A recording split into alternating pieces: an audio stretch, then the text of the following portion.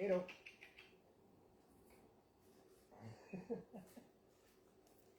Sure to find it.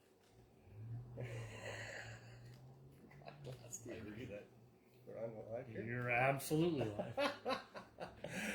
Oh, just trying to give you all a view of Cato. Hi, and welcome to the THC show. I'm your host, Neil Magnuson, and this is about truth, hope, and change. We try to find the truths that are important to us, and unfortunately, that ends us up needing some hope to make things better, and we try to find some ways that we can maybe do that, and just by talking about it absolutely makes it better for sure. On the show today, we'll have 8 out of 10 Glenn from CannaMatch.ca. And Jerry Martin might make it here. He's in a meeting and he's not sure if he'll be able to make it or not. If not, we'll talk a little bit about what's going on with Jerry in his absence.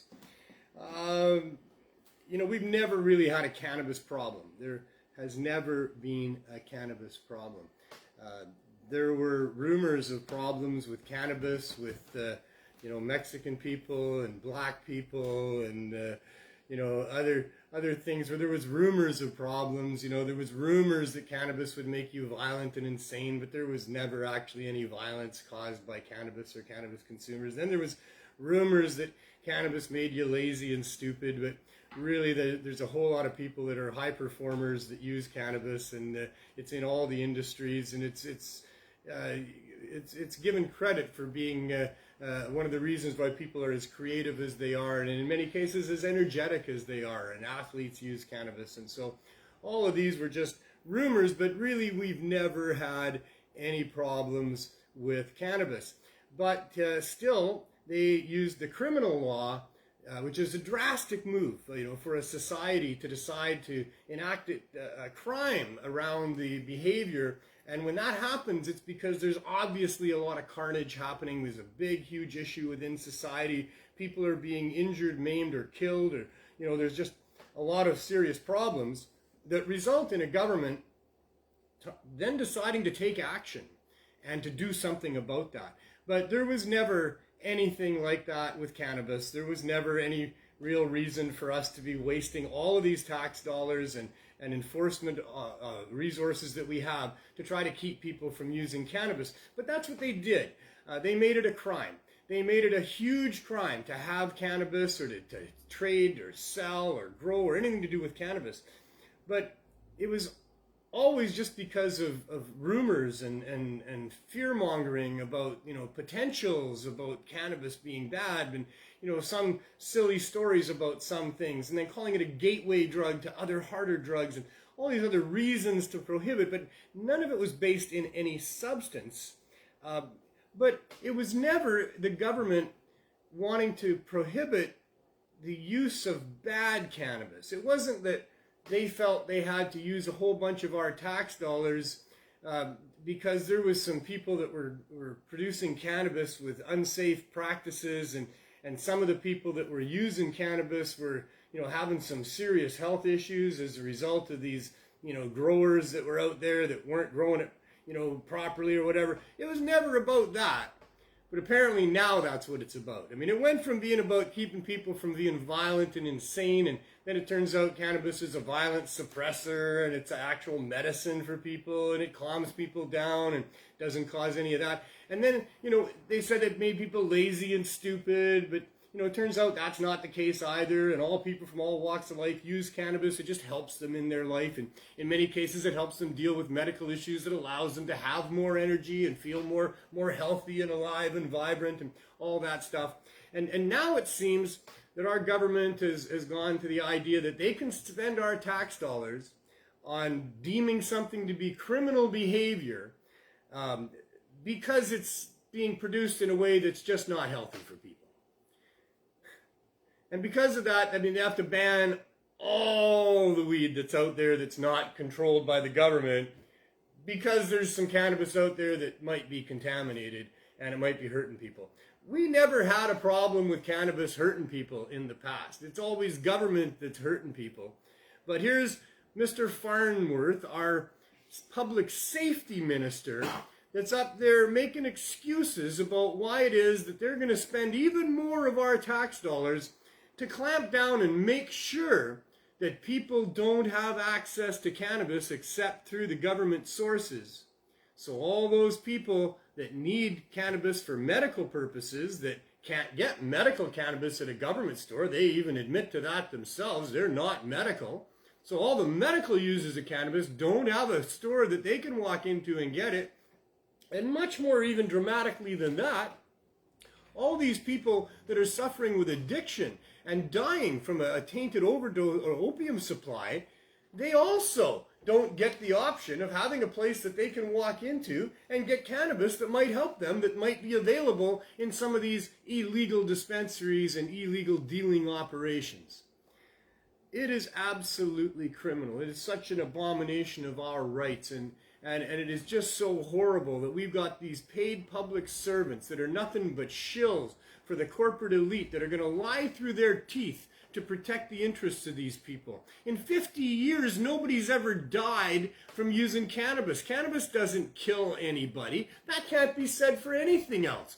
Water kills people. Tomatoes kill people. Everything kills people, a certain percentage at some point, because they're all potentially deadly, but cannabis isn't. How about that? The one thing in the environment that really doesn't have the potential to kill you, you can't overdose on it.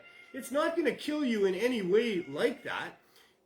That's the one that our government spends most of our resources on to try to prohibit people from doing. There's been 2.5 million people charged under the criminal law in Canada since 1965 for cannabis-related crimes. No victim, no intent to cause harm, no damage done anywhere, yet we've charged 2.5 million people. There's nothing else like that in Canada. Are you kidding me? There's not. It's just like this incredible thing that's been going on in our society here, and we all just kind of accept it because we were all born into this. It's been going on since the early part of the 1900s. But it's total bullshit. It is total bullshit. And now they got these plant Nazis that I guess we're all paying for because somebody's got to pay for it. They're going to go around and check your grow. They're going to come and make sure you're not growing more than the government allows you to grow. And why? Because it might get diverted into this illegal marketplace. This is the weed that's being used for the most part in the dispensaries that are medical dispensaries that haven't been shut down yet by the feds. Their cannabis comes mostly from medical users that are growing for themselves and growing a little bit of a surplus to help them in their lives, and that's what's being sold there. This is what the government is calling contaminated. So shouldn't the government be all upset and worried about those medical users that obviously are growing contaminated weed that they're donating to these dispensaries? Shouldn't that be their concern if there was a concern to be had? No, their concern is financial. It's about the government stores wanting to charge you outrageously high prices for a plant that anybody can grow, but they want to protect that marketplace, and so that's what they're doing. And they're going to use these as excuses to clamp down on anybody that would sell or grow cannabis other than them. Can you imagine you're growing cannabis, you're helping people who love what you're doing, they love the product. This is the only crime you can commit where the people love committing the crime. They love having it committed against them. The crime is supposed to be about protecting people from the harms of cannabis. But all the people that are getting cannabis love the effects. Nobody's saying, oh my God, I got hurt by cannabis. Nobody's saying that. That never happens. That's never been a thing. It's only been a thing since the government wants to be able to justify what they're doing on behalf of corporations in prohibiting your access to cannabis because it's obviously so valuable that they want to make sure that they're the ones that are selling it. But can you imagine being a grower of cannabis? You're growing a plant. It's a very therapeutic thing to do, by the way, growing plants. When you're feeding your family and paying your mortgage with it, it makes it all that much of a beautiful relationship that you're having with these wonderful things that grow, and they grow well because you grow them well. And you're illegal and you're a criminal for doing that, but you know that's not right. You know that that's not right. This world has been upside down for a long time, and we all know that. So people growing cannabis to help their friends get access to it, to make a little bit of money to help with their family affairs and their financial affairs, these are people that love what they're doing, are appreciated for what they're doing. They know that the government is not only wrong, but completely corrupt in all of this. They know what they're doing is right. And now the government comes along, because of lots of effort from a lot of people to expose what prohibition was all about, and they tell us they're going to give us legalization. And they make a big deal about legalizing, and they call it legalizing. Well, apparently legalizing means that they're the only ones that get to grow it and sell it, and that's legalization to them. And everybody else who would grow it or sell it outside of that, well, they're still doing it illegally. Nothing's changed for them. Legalization didn't change a thing for the illegal growers. It doesn't mean they're going to stop growing, that's for sure. That's not what legalization did. If legalization came in and the government was able to produce wonderful cannabis and get it to you at pennies on the pound, like it should be, perhaps, at least available for those people at those prices, because it's easy to produce like that. You don't have to spend a ton on producing cannabis for the connoisseur market. Can if you want, that's all fine. But for the government to get in there and block access to just reasonably produced cannabis that grows outside or in a greenhouse like any other plant or vegetable or things that farmers grow, then we would have reasonably priced cannabis. It would be like other fruits and vegetables and things like that. Why the hell wouldn't it be? Of course it would be. But no, because of government interference, we got these artificially high prices, and they want to continue all of that. They want everybody to pay an outrageous fine right up front when they buy their weed. So they're going to use tax dollars, our money, to try to make sure that nobody grows or sells cannabis, just like they've been doing anyway before legalization. The whole prohibition, illegal cannabis thing didn't change with legalization. It just meant that there was another source for cannabis if you wanted, and it was through your government, and you still had to pay prohibition prices or more, and they probably aren't going to grow it with the love that your cousin or the guy down the street is. They probably don't really care about the people they're going to sell weed to. They've never cared about people using weed at all, so don't trust your government to supply weed, but if you want, there they are. They've got an option for you. But the black market or the underground market's going to still exist with what they got going on, because they got prices higher than that. And they got weed that is more suspect than that. And we've never had to worry about weed on the underground market. It's never been a thing. It was never an issue. You didn't know what was in it. Yeah, sure, maybe it did have some fertilizers or pesticides. But it's such strong medicine as well that ingesting the cannabinoids probably to offset whatever was going on that wouldn't be right about it. I don't know, but what I do know is we never had any public health emergencies with people being stricken down because of cannabis that was contaminated with something. That's never been a thing. And some people that might have already compromised immune systems, although apparently not most of them, because most of them use cannabis and most of it use it from the underground marketplace, and there's never been an issue for them. But some people have compromised immune systems and they think it is an issue for them, and it may well be. And those people know that about themselves, and so they're going to be careful, and they need a store to go into that's going to have something that's been tested to make sure that it's not going to be a problem for them. But even with all of that, it's never been an issue. But Farnworth thinks it's such a big issue that they're going to add some more resources, they're going to clamp down even harder, and they're going to send the plant Nazis in to make sure that there's no diversion to the underground market of what is actual cannabis grown by people for medical uses that care about the use of it and what quality it is in the first place. Cannabis is safe. It's one of the safest things in our environment. Everything that's for sale in every store as you walk down the street is more dangerous than cannabis. Being a cheerleader is more dangerous than cannabis. Going skiing, playing hockey, playing football, driving in your car. Everything is more dangerous than cannabis, and almost none of it has any regulation against it, and certainly not the criminal law. We're free people after all, aren't we? This is about choice, isn't it? I mean, it's supposed to be. It's about personal freedom, and we're not children. Why are we being treated like children? This is so condescending of our governments to think that they have to spend all of our money to investigate, to make sure that it's safe for us to use a plant that's been used for thousands of years and already has an amazing track record of efficacy and safety. One of the safest plants in our environment is cannabis. And yet, this is what's prohibited. This is what we're spending all of our resources on.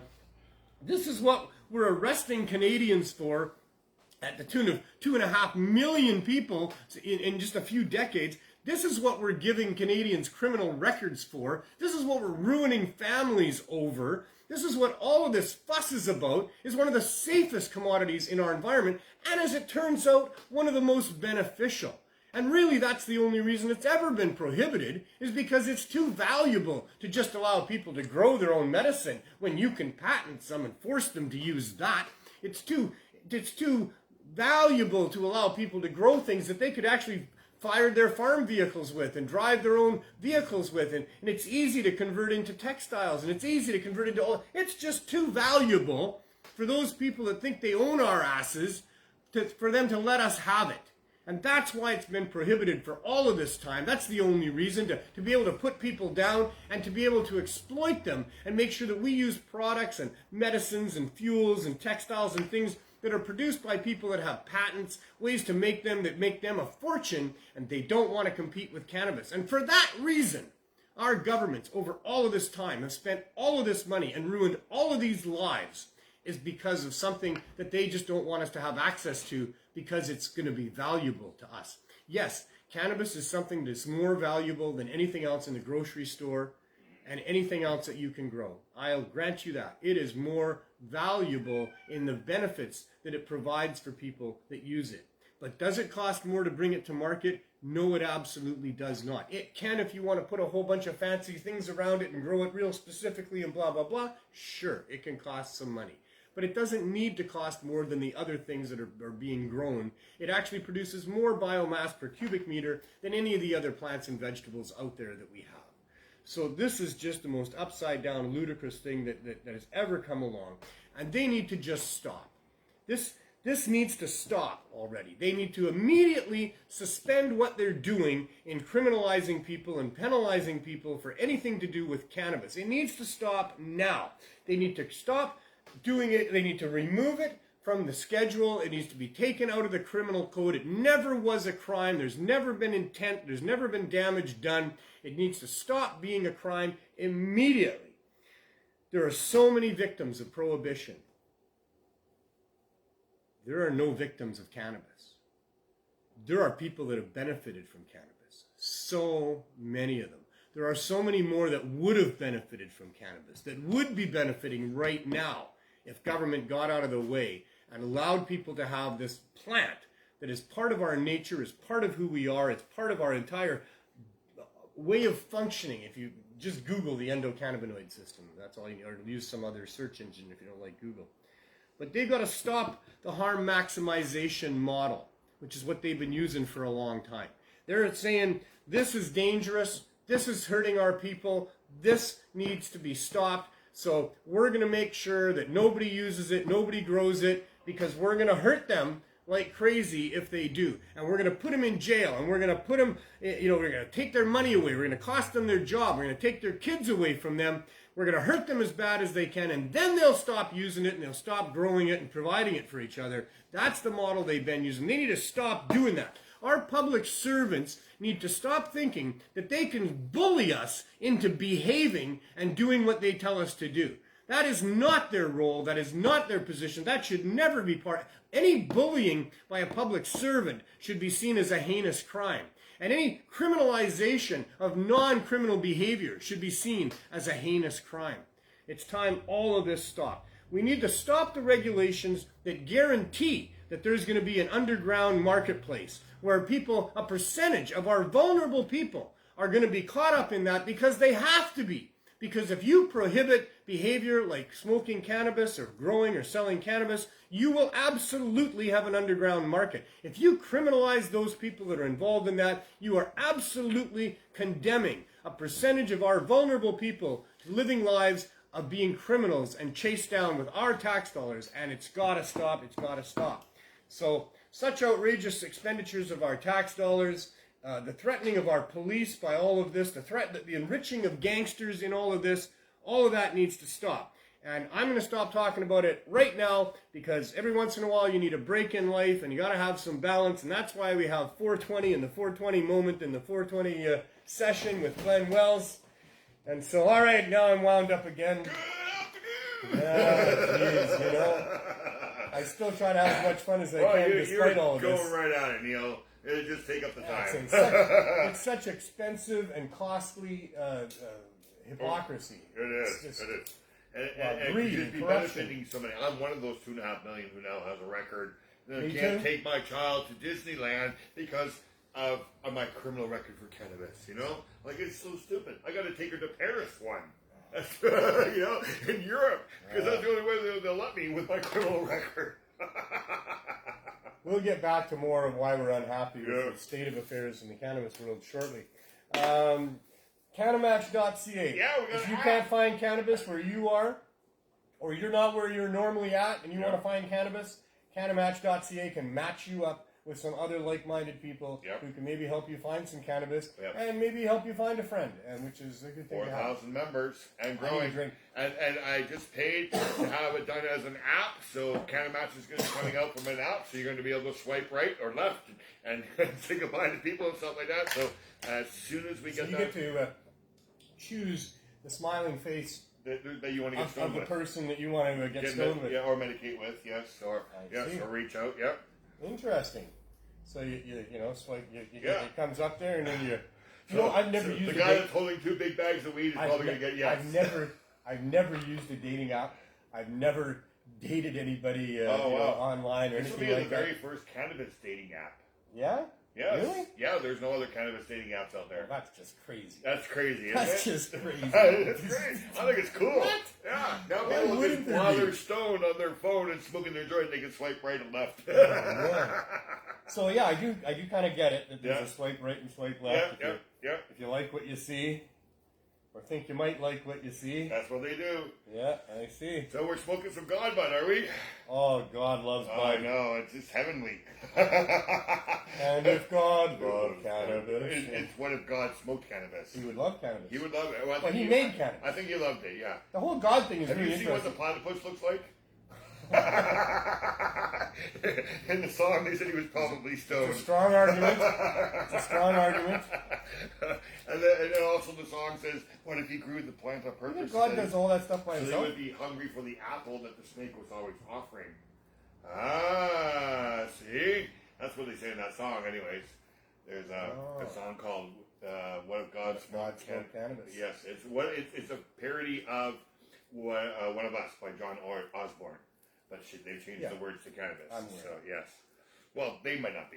They might not. Yes. That's what's going on with that. We have people from all around the world that watch the show. Check We it get out. Messages from lots of different people letting me know that they're watching the show. So welcome everyone, of course. And a lot of people don't know what's going on with a lot of different things. I have so little time, it seems. You know, I could rant on and not repeat myself and cover a whole bunch of different areas of why this is so wrong and all of it, and probably take hours and hours. Probably take me a couple of days. 91 shows I've been trying to get it all out. 91 shows. I focused on different areas of it for different shows, but there's a lot that we could talk about with respect to what's not right about cannabis, for sure. Okay. But, God is an interesting take on that. Yeah. It's one of those things. First of all, respect to all people's gods, whoever they may be, and those who don't have gods and whatever. But let's just imagine for a minute that there is this God being. I don't know everything about most gods that people worship because there's a lot of different ones around the world. I have some that I had a lot of exposure in my life to the Christian God. Did you too?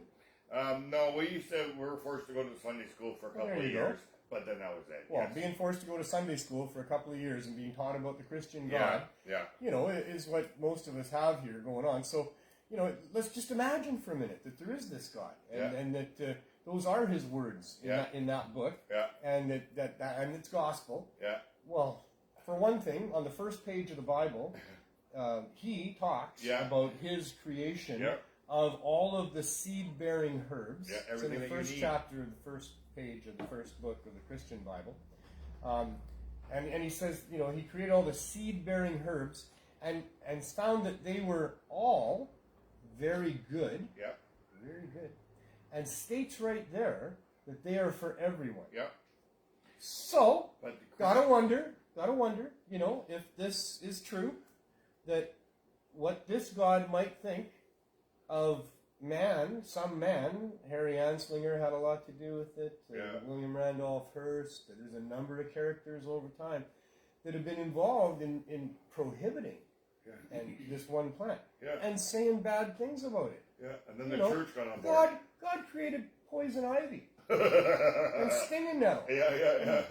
And roses with thorns. Yeah. Why would he do that? That's a cruel joke, isn't it? Yeah, but I mean, you don't hear a lot of complaints about that. No. You don't have a lot of humans writing articles about why is there thorns on roses. What was God thinking there? Is there a lesson in that? Was he mad at the time? Like, what's going on with thorns on roses? Or why stinging nettle at all? Like, was he trying to, so we could build hedges, to keep the cows in? Too, right? Lots of poisonous things out there. There Mushrooms some poisonous mushrooms look a lot like other mushrooms that aren't poisonous. No, so I know. what was he thinking there? Was there a message in that?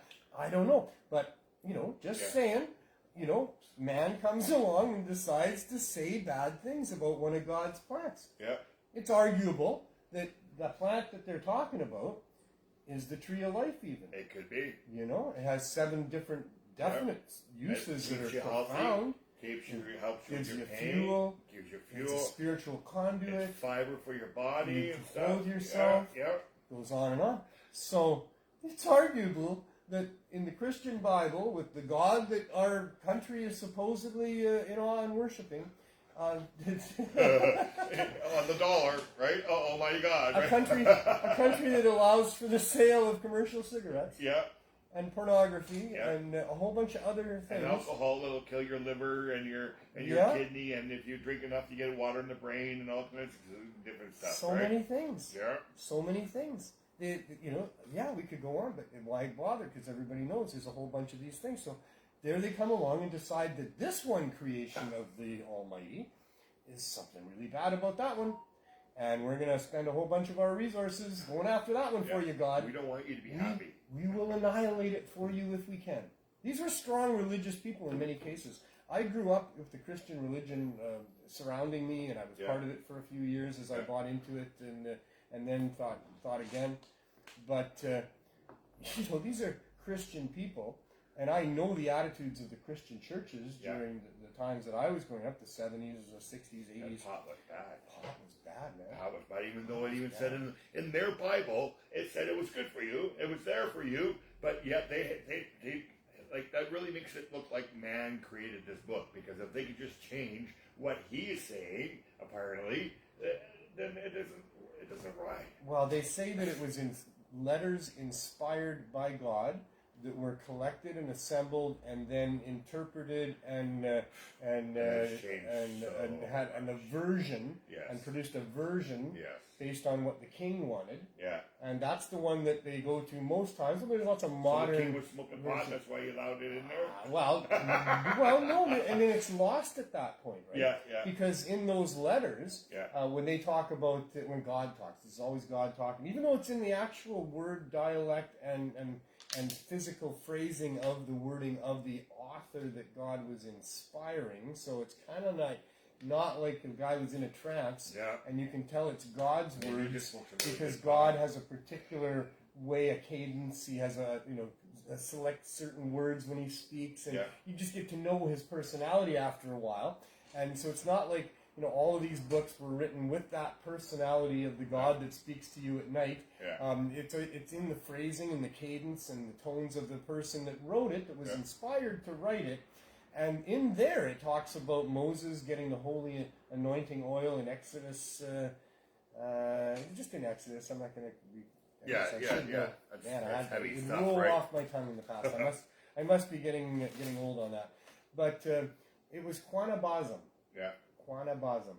And that's in the old Aramaic translation. And so Quanabasam, meaning stinky cane, fits the description of what cannabis would be. Burning bush. And there was nine pounds of Quanabasam in the original formulation that Moses was given to fend off whatever he was fending off at that time. Yeah. So it's in the Bible as Quanabasam, but then it's changed to calamus and a few other things, a couple other words that they use, which not a chance. No. Could it be those things? You wouldn't put 9 pounds of calamus into your holy anointing oil that had all these other things, the belladonna and the other well-known psychoactive plants that were part of that holy anointing oil. you wouldn't put 9 pounds of calamus in this. And aren't these Dead Sea Scrolls and stuff written on a hemp paper? And that's why they're still around today? Maybe. I've heard that a lot of the older stuff was written on hemp, and that's why there's a lot. we still have a lot of history. Hemp paper lasts a lot longer than regular paper. It was the most common paper before wood waste paper. So it's like was our discovered. history will disappear, but their history will still be around because they wrote it on hemp. Right? We should make more hemp paper. We should make more hemp clothes. Write all of our diaries on hemp paper. Yeah, there we go again. Why wait 25 years for one tree to grow when you can have 4 crops of hemp that'll produce clothing and fuel and everything? And why are we wiping our butts with 300-year-old trees? Exactly. That, or 1,000-year-old trees. The old when we could be one. using toilet paper produced from hemp, which which is cannabis. It is so silly that they've done it that way. And we need to really change it. We really do. I'm on board with that, definitely. Let's change the world. Well, let's offer, instead of offering them a Coke, we'll offer them a joint. You know? Historians can look back now and see the progression of humanity and society over the course of history, that which we have record of. We can see that there were advancements in the rights of people, starting with the Magna Carta, although those were still elites that were getting some rights from the king at the time. We can see in the writings of many of the Greek scholars, for example, some of the musings of ethics and those sorts of things. And so we've had this long trip of trying to emerge from that which naturally happens within groups of living beings. You know, we've been so oppressed and exploited by those that have the power throughout all of history, throughout all cultures, almost all. I mean, there's absolutely no absolutes, by the way, almost. No. But there is absolute podcast. You got to understand that. There's absolutely no absolutes, almost. That all generalizations are false, including this one. Yeah. You know, so, but yeah, generally speaking, that's just the way it's been. Yeah. That the ordinary person, the masses of people, the vast majority of people have been born into this world enslaved in systems that are run by people that have the power, that exercise the power by force in most cases, in almost all cases. If they were benevolent to leaders who had the best interests of all of the individuals within their realm, they wouldn't need force to enforce anything, you know. Yeah. But force has become the way of humanity's trek towards freedom and rights and individual sovereignty. We're not there yet, but this is how we get there. You know, slowly but surely. Slowly but surely. A whole bunch good. of Shirleys. The bud is good. Yeah, I like that. And so that's coming from this place that you can get cannabis online. Yep. Canada's Cannabis Center. Yep. I'll put the link up one more time. I recommend you check that out, but as we cautioned last week, make sure you read everything that's there. Please read the front before page. you jump onto something that might be better than it seems, although it seems to be pretty good. Yeah, I just smoked that joint. It had no shatter in it, and I'm feeling it real good. So, that God bud is really nice. So check that out. Yeah, you can get up to 30 grams a day. And I'm Everything is mentioning guaranteed. If your package doesn't show up, he will send you another package. And I mention that because they've decided that they want to sponsor the Cannabis Substitution Program with some essential oil. Nice. And so that's a wonderful thing. And something for us to smoke at 420? We look I didn't make that deal. You know, I think I did. The details are in the negotiations. Yeah. I think I threw that out there at him. I could have played a little hardball. You know, I'm sure I could have got more. But you know, I'm happy to have anybody that wants to support what we're doing with the Cannabis Substitution Program. That's for sure. Yes. And so check that out. Canada's Cannabis Center. So. The Cannabis Substitution Program, for anybody who's just tuning in new, for anybody who's been watching the show for a while, you know that we talk about that every time on the show. That is our big focus. The big focus for me personally, it's my show, the big focus for me is freedom and respect for our own individual sovereignty as human beings, especially by our public servants. That's my goal in life. But the big focus of the show is on the number one best example of how we are not free and respected as sovereign individuals, and that's the whole prohibition or attempt to prohibit and now overregulate cannabis and especially when it comes to medical cannabis and people's access to cannabis for medical purposes. Because unlike the way it started rolling out when they first started trying to prohibit cannabis and the lies that were told, they say that cannabis is a Schedule I drug with no medical value whatsoever. But we're living in a very different world now where doctors prescribe cannabis in place of other things that they would otherwise prescribe. They prescribe it for a myriad of different conditions where it's very beneficial. We have an understanding of our endogenous cannabinoid system that overlooks the other 11 systems within the human body and looks to maintain a homeostasis within the body despite all the external circumstances that might cause pain, anxiety, inflammation, other things. The endocannabinoid system is tasked with making sure that all those systems work properly despite what happens. And so it's an integral, important part of us as human beings. All mammals have that, but it's a big part of our human body's medical response to trauma, to inflammation, to pain, to things that are depressing and cause anxiety and fear, and all of those sorts of things. So many people require cannabis for medical reasons that deal with all of that, because cannabis external external cannabinoids, phytocannabinoids that are grown in plants, not just in cannabis, by the way. Cannabinoids are found in numerous other plants, including hops, which I found interesting because you can grow hops and you can make alcohol out of it. There's THC in chocolate or something like that, too, or there's. It's a natural commodity. It's found in nature. It's found on the cannabis plant way more than any place else. Yeah, and also cannabis keeps your body in balance, because I know that there's some certain cells in your body that are supposed to disintegrate after their purpose, but some of them don't, where the endocannabinoid system reminds those cells to destroy themselves. Balance and homeostasis are the same thing. Homeostasis is the same thing as balance. Gotcha. It covers a little bit more things than just saying balance, within the systems of the human body. But basically, that's exactly right. We're just trying to maintain the normal, regular functioning, the balance of all of our systems. Yeah. So cannabis is this incredible thing that supplements that for us as human beings. Yeah. It's also found in other things in nature, as I mentioned. I wanted to talk about hops for a minute because they make alcohol out of hops, and you're allowed to grow hops, but you're not really allowed. Well, you're allowed to grow 4 plants in Canada now, in some provinces, but not all. But other parts of the world, not a chance. I'm touching something I shouldn't.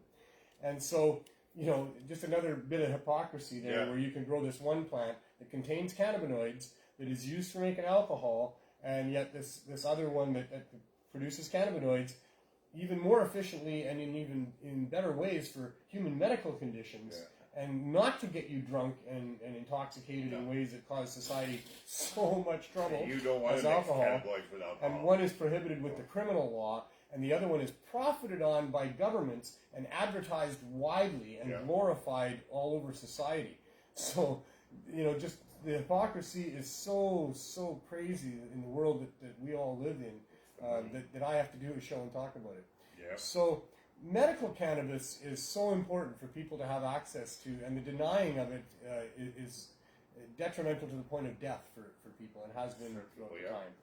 So that was evident, and we learned all of that, especially in this last millennia here, since the 90s, in the last 20 years as well. There's been a lot of science that's proven all of that kind of stuff. Now we know it's medicine. Now we know it works great. So not only for people that are suffering serious medical conditions, but we now have this medical health emergency that's been going on for over 5 years, where people are dying. They were always dying to a small degree on overdosing on opioids, prescription medicine, and street drugs, and alcohol. But never there's never cannabis. No one's ever died of an overdose reaction to cannabis. But these other substances have been deadly, forever. There's always some people that die of alcohol poisoning, of death from pharmaceuticals, even prescribed and taken correctly, by the way. There's always deaths from those things, but abuse of these things especially as well.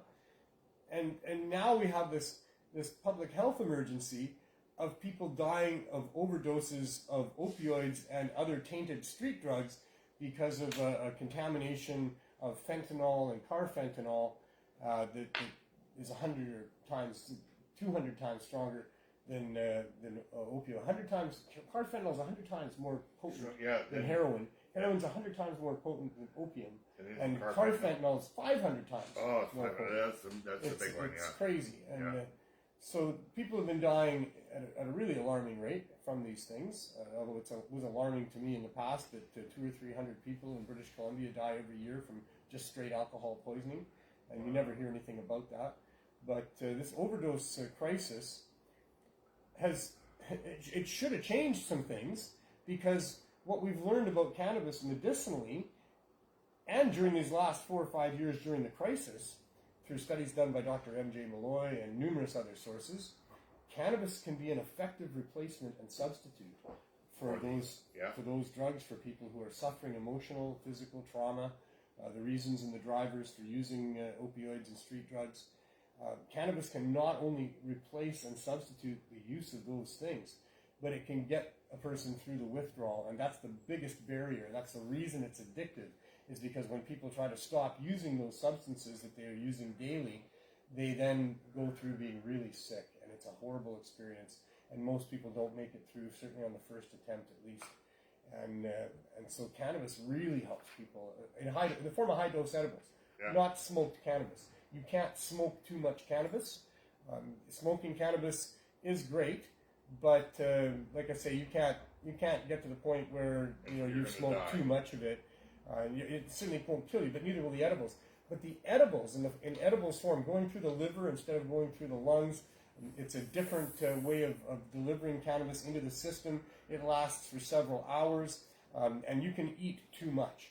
And by eating too much, I don't mean that it can be fatal, but I mean that you can be really not very happy. It's not a fun experience to eat too much cannabis. No. You get through it, but it's... especially when you do it your first time. And it almost makes you want to not do it again. Yeah, exactly. Right? In fact, that's caused a lot of people to not want to do it again. And if you do it right, then you won't have a problem, right? And then you'll enjoy what you're doing. So like Neil always says, and I always say, go low and go slow. Start low, go slow. But if you're a chronic user like me, or 40 years of smoking, well, you don't need to go low. And that stuff that the government has ain't going to get you there. You have to buy $600 worth of it. And if you're using hard drugs and you're going to switch over to cannabis, 10 milligrams isn't going to do much for you. No. Almost never. No. But you definitely need a high still, dose. if you have not been eating cannabis edibles and you have been using opioids and even injection drug use, street drug use regularly, and you're wanting to get off of that, don't start with 100 milligrams. No. Start with 25 milligrams. Yes. And then see how you feel in 40. I'm going to stop kicking your camera there. It feels like I'm kicking the people at home. I know. Get mad at Mark Farnsworth. But wait 45 minutes at least, and then see how you feel. You'll know if you want to take more or not. I tell them an hour and a half. It can be up to an hour, hour and a half. If you only wait 45 minutes and then you take another 25 milligrams, now wait an hour and a half. Okay. Now wait an hour and a half. Because it could kick in, and that has happened to some people. Yeah, that's how people get down. I don't want to do that again. So Yeah. I've always told them wait an hour to an hour and a half. If you don't feel anything after an hour and a half, then yes. Well, if you're still feeling pain, if you're still feeling whatever it is you don't want to feel, if you're not getting the diversion that you're looking for, the distraction that you're looking for, then you're going to be looking at your clock. You're going to be like, oh man, I'm not really feeling it. I wish I was feeling it. I still got this pain going on, or whatever it is. And you're going to be watching your clock. And that means that, an hour, hour and a half later, do some more. Do another amount of what you took the first time, and try that again. But what typically happens is that 45 minutes later, you're not looking at your clock. No. You're not thinking about your pain. No. You're not thinking about what was bothering you. You've gone on to something else. Either you're watching TV or whatever you're doing. But and that's how you know. You will know by whether or not you're feeling like it isn't working, like you wish it was working. When is it going to work? that sort of thing. If you're doing that an hour, hour and a half later, you can take some more. Yeah. Most people, it's 45 minutes, and you start to feel it. You can start to feel maybe a little dizzy. You can start to feel there's a little, something going on there, or whatever it is. Or you might just not think about anything except you're enjoying the article that you're reading, or the show that you're watching, or whatever it is that you're doing, and then you get and you're just not thinking about these things. And then after a few hours, you realize, hey, what? I was walking around the house like I had nothing wrong with me. I hear that a lot, and that's what we want to hear, because a lot of people get turned off by using too much. Yeah, well, Brutus there says his wife ate it and she'll never eat it again. She'll never eat it again. No, she said wife had eaten too much, never touch it again, Mom. Yeah, that's really too bad. It is really too bad. Because there's a right amount. There's a right amount that'll feel really good, or at least like you'll not have pain. Right? There's a sort of like a microdosing level for cannabis too, right? And everybody's different. Yeah. So nobody can tell you what the right amount to take is. Nobody can tell you how often you need to take it. No. Some people, it doesn't take very much. No. I've had a couple of people in our group, and we'll talk about the Cannabis Substitution Program next, but I've had some people in our group report that just, one of our 5 milligram gummies every hour was good enough for them. It's just what they need. And these are a couple of people I'm thinking about in wheelchairs that told me that. They're in a fair bit of pain, but that's what works for them. Wow. Other people in wheelchairs need 2,000-3,000 milligrams a day. Wow. People that are suffering from cancer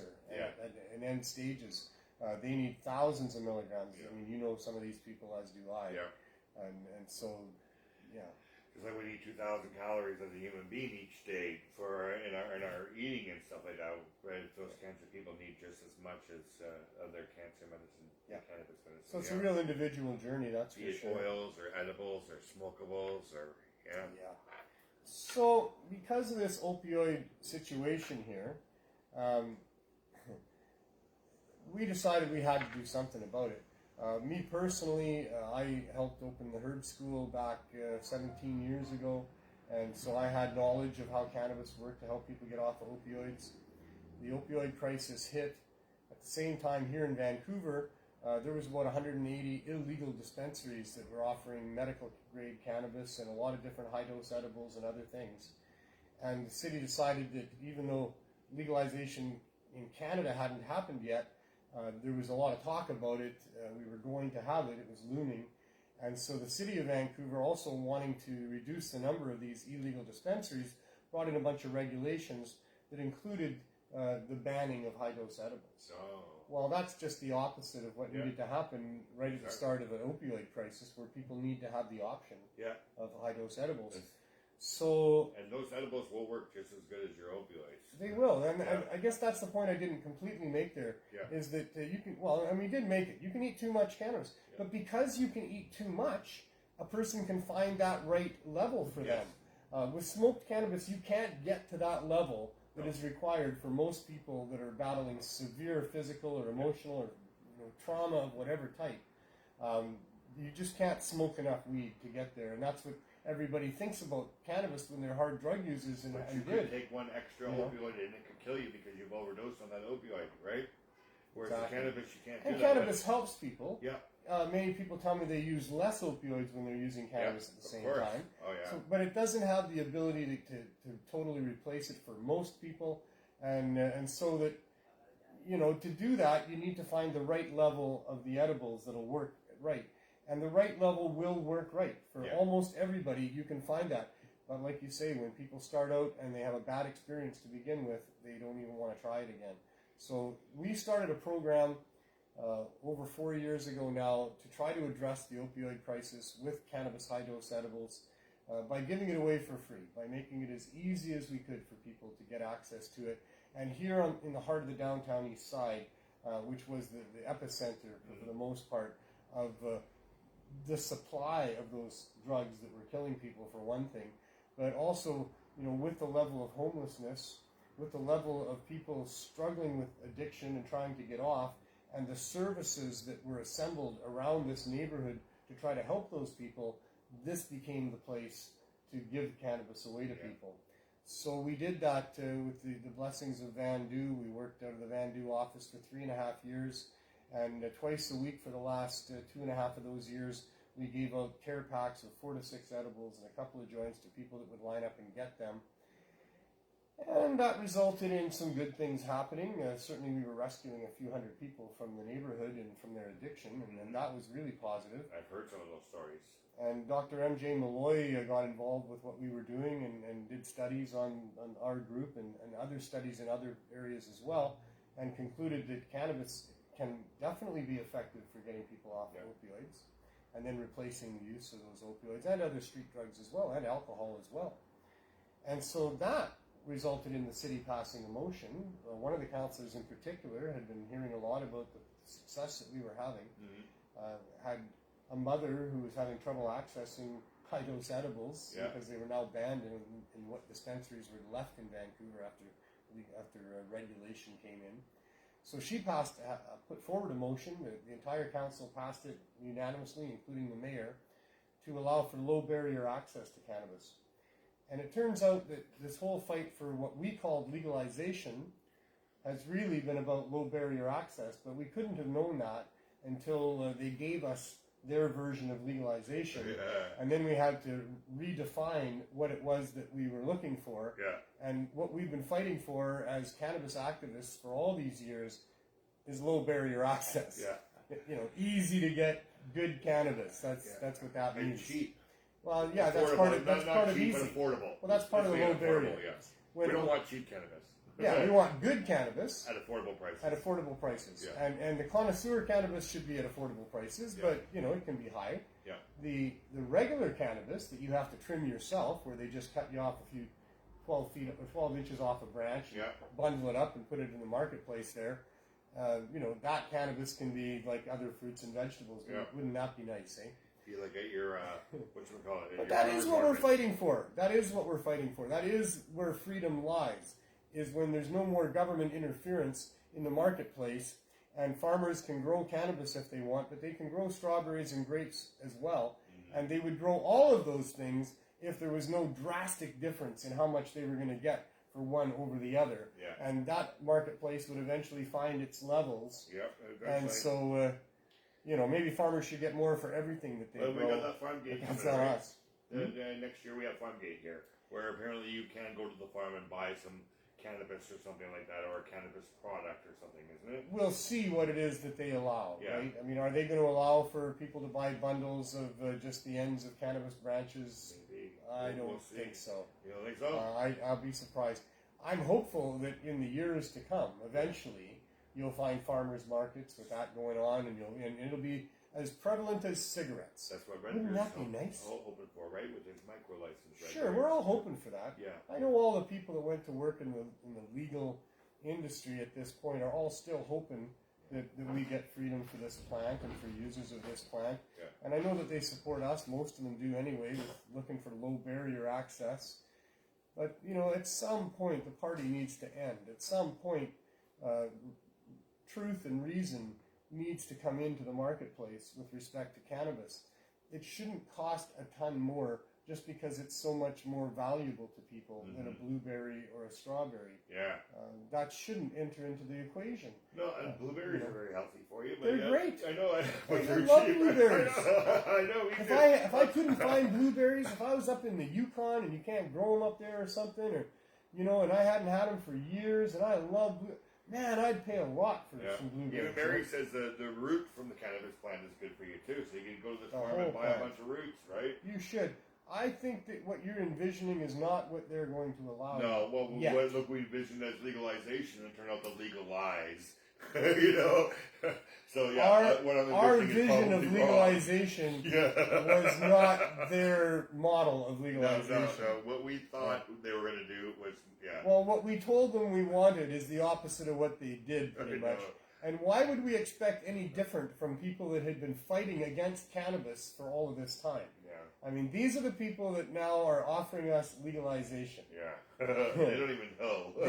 They've never smoked weed, most of them, probably.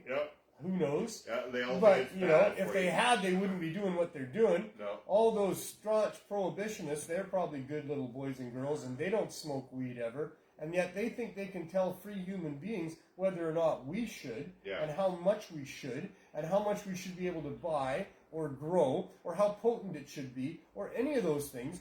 They have no business being anybody's business but their own business. You don't want to do it, don't do it. But don't tell other people what we can and cannot do unless we're harming other people in some significant way. And if you think we're harming ourselves in some significant way, feel free to tell me. You know? Yeah. Like, I'll listen. We need like craft boutique growers, right?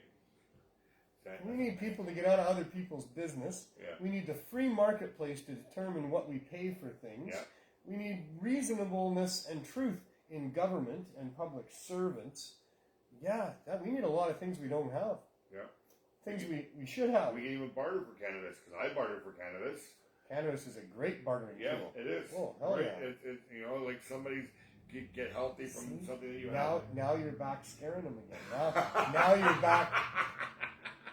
This is what it's about. Sorry, this is folks. what it's about. See, Yeah. now we're not going to buy their medicine. No. Now we might not even need their fuel. No. Now clothing may Grow be and do it way cheaper. Yeah. And now you're going to tell them that we can use it instead of currency. You're scaring these I people. wish I win the lottery tonight, that $70 million, and I want to open up a hemp plant right here in Canada and be the first one to get all the business and start manufacturing hemp. Really. A hemp plant. Yeah, you know, manufacturing, Not, right? not the hemp plant. No, not the, no, a plant. A Yeah. hemp plant. Where we can make clothing. Like a factory. And fibers and paper and stuff. If I won $70 million, I'm sure I could buy a building. With a research department, Yeah. you can figure out what to do with all of those fibers and all of that cellulose and all of those cannabinoids and I'd be all the of first those one in wonderful Canada, things. and I'd probably make a lot of money. Eventually. I'm going with the theory of build it and they will come. If the government Yeah. doesn't impose a whole bunch of restrictions on you, Yeah. like you can grow hemp in Canada, Yeah. but not like you grow wheat. No. No, it's crazy. Really? Because it's dangerous. Oh. It's all How about, am I gonna it's do it? always about danger, folks. Why? Because I And can make whenever a you rope and hear the hang word myself? danger, you insert the word money. So whenever you hear them say danger, insert the word money. That's what it's all about. Yeah. If it's dangerous, they will protect us. Yeah. It'll cost us, Yeah. but they'll protect us. Yeah. And this stuff is dangerous. So, the fact that just about all farmers in the prairies would grow hemp, Oh, yeah, there's tons of fields. if there wasn't a whole bunch of government restrictions, Yeah. we've still got a whole bunch that do grow hemp, Yeah. who have told me, hey, don't let anybody know how good a deal this still is. Yeah. Because the government's gone to a lot of trouble to make it not a very good deal for Yeah. people to grow hemp compared to the other things that you can grow. Way tougher to grow hemp. But they still make a good buck off it. Why? Because it produces more biomass than just about any other crop that's grown. If you've ever looked at a wheat field, for example, or a flax field, Yeah. or the things that farmers typically grow, there's not much there. There's not much substance in a flax plant. Yeah. There's not a lot of substance in a wheat plant. It's Yeah. at the end of a long Yeah, stem. yeah. It's about depending on how big they make it. Hey, government. Yeah. There's stuff And in there. They canola, can it's make just a little yellow bread. flower, isn't it? Yeah, or saffron. We won't get into saffron. But I mean, things that farmers grow, they're not big, huge, lush fields of biomass that's usable for a whole bunch of different things, No. except for the cannabis plant. Yeah. When you see the hemp fields growing in Alberta and Manitoba and Saskatchewan, it's as far as the eye can see of a forest of amazingness. Yeah. It's like 10, 12 feet tall when it's mature. They've got big cola flowers on them, big buds on them. Look just like the buds, Taking 4 times the carbon dioxide that a tree does. Huge swarms of birds that Yeah. block out the sky when they move from section to section of the hemp field. They just love the seeds.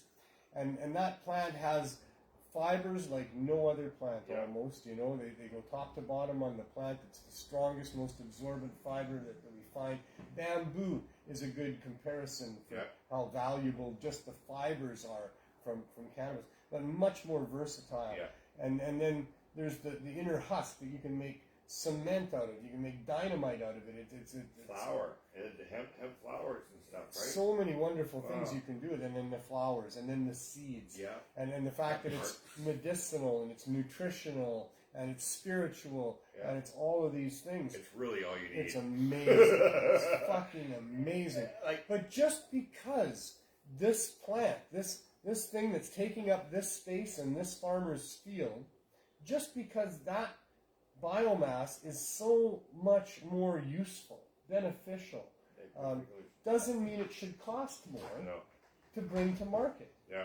I mean, I'm sure that the farmers would love to charge more, because people want to buy it. But if all the farmers were growing it, they wouldn't be able to charge any more than you charge for anything else. Rope is the most expensive rope that you can make in the world, or to buy. Well, hemp clothing for sure. Yes. And I don't know if there's any manufacturing for hemp rope. Is hemp rope made in North America? I would think in the States probably, yes. Because but not in Canada. There's no hemp producing factories here in Canada. That's hemp what processing. The whole processing. Yeah. That's you all have problem. to be shipped to China or the States. Philippines. Yeah. Turkey, which there's places where we ship this stuff where they do process it, and then they ship it back to us. That's where the expense comes from. Huge right? expense. Huge expense. If we could do this right here, and I could build a factory to do that, that would be awesome. Yeah. It would start the movement. People would eventually see a difference. Let's all think 70 million and Glenn. Yeah. 70 million and Glenn. Repeat it all 3 times. 70 million and Glenn. Because he'll do good things with it. I guarantee definitely would do good things with it. I wish more millionaires would do good things with their money. I know some of them do. Yeah. What is it? They're I can't say the word because I'm really stoned. Philanthropists. There you go. It starts with a PH too. Jerry Martin hasn't made it, so he might not make it. Oh, wow. Must have been good meetings. So low barrier access is really what we've been fighting for. That's what our mission is here. That's what the City Council said that they would support with respect to our project and what we were doing, and the High Hope Society with OPS and what they were doing and making cannabis available for people here on the downtown east side that are not only struggling with addiction, but are also struggling with poverty. I mean, rich people, they can maybe find some cannabis out there. That you wouldn't want to go to a government store, certainly not for their edibles if you're a rich person and you're struggling with opioid addiction. But, rich people have connections. Yeah. There's people making high-dose edibles. Wink, nudge, and an overcoat, and you can get what you need. There you go. But the poor people, the ones that are really visibly suffering, that demographic of people, they need to have low barrier access to everything, but cannabis in particular. So we started the Cannabis Substitution Program. The city passed a motion saying they'd support low barrier access. So then it's a matter of finding a storefront and providing not only no-cost cannabis, which we had been doing for 3.5 years, but low barrier also means low-cost cannabis. For those people that can afford cannabis, or for those people who can barely afford cannabis, if they're struggling with opioid addiction, they're going to be daily users. If they're struggling with medical conditions, they're going to be daily users. At government prices, the good cannabis, you can't do that. If the government had $100 ounces in their stores and it was craft grown, I would probably go there. Lots of people might go there, but at the same time, that's still expensive. It is. And there needs to be lower barrier than that. Well, right now, market value so that's what needs to be worked on. $50 an ounce right now. And that's doable. Yeah. Still, like I say, if you compare it to the other fruits and vegetables. Yeah, that's way ridiculous. Some people like me saying that, some people don't, I'm sure. But, and we're living in a world where certainly the market will bear higher prices. That's why the government's doing what they're doing. People are used to paying, $10 a gram, $4,480 for a pound of weed. That's what they're used to paying, and more, and sometimes less. But so that's what the government wanted to keep going. Because they had, I guess, investors in their system, drivers of the model. What Mike Farnsworth was doing, was he was just protecting his investors by doing that little stupid video that he just did a few days ago. Even Potsquatch made a big thing about it. He did a little section of that Mike talking, and then he did something about it. That was in so British Columbia. crazy. In British Columbia, the best estimates, even though it's hard to know when it's an illegal commodity, but the best estimates were that the industry in British Columbia was churning over about $7 billion, putting about $7 billion of growing plants and trading it for money and putting that money into our environment, into our economy. So $7 billion every 12 months is what they figured. Obviously, it's higher than that because it's illegal and most people aren't going to admit to what they're using or growing. A lot of people wouldn't admit to that. So I don't know how many, $7 billion. Well, that's 700 million grams at $10 a gram. Wow. So that's every year. Huh. And that's just British Columbia. Yeah. And they use more weed than that in Oregon, Yeah. and California, Denver. and Europe, Yeah. and Asia, and all these other places that consume cannabis. I'm telling you, without any hesitation, without any exaggeration, it's trillions Yes. of doses Yeah. that have been consumed Yeah. of cannabis. Trillions of doses. Yeah. And there has never been a problem with cannabis. Yeah. It has never been an issue.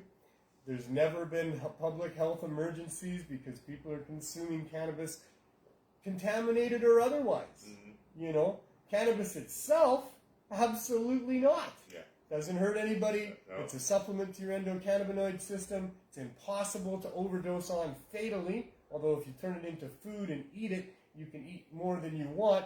You will pass out. You will not die. Yeah. You will have nasty nightmares while you're passed out. You will wish you didn't do that. Yeah. You will still be along for the ride Just and like thinking, drinking that oh whole my bottle of God, alcohol." I'm either dying Yeah. or I wish I was dying. Yeah. Like, you know, Yeah. but it doesn't ever kill anybody, unlike anything else that's in the environment with respect to what we consume. Yeah. Trillions of doses, no health issues, positive health outcomes, and trillions of dollars also spent to try to annihilate it, to prohibit it, to punish people for being involved with it, to hurt people bad so they won't use it, to scare the shit out of people so they won't get Yeah. involved.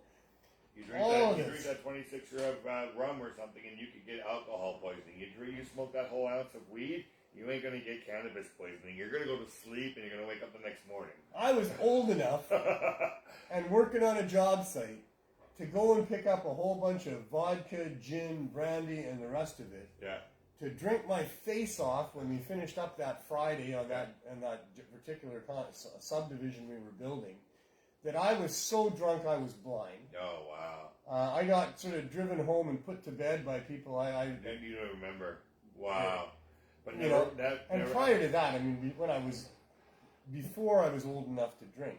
Yeah. Like, that happened to me when I was old enough. I drank a few times after I turned 19, but pretty much at 19, I had had enough. Yeah. Because up to that point, I had had many nights of sleeping on my neighbors' lawns, of losing my shit, of, you know, ending up stuck or lost or hurt, you know, all these different things that happen. You know, I mean, before I was old enough, it was just as illegal as weed for me Yeah. to be doing that, except that the punishment is far less Yes. for me, you know, injuring myself, Yeah. threatening my own life with alcohol than it was for cannabis.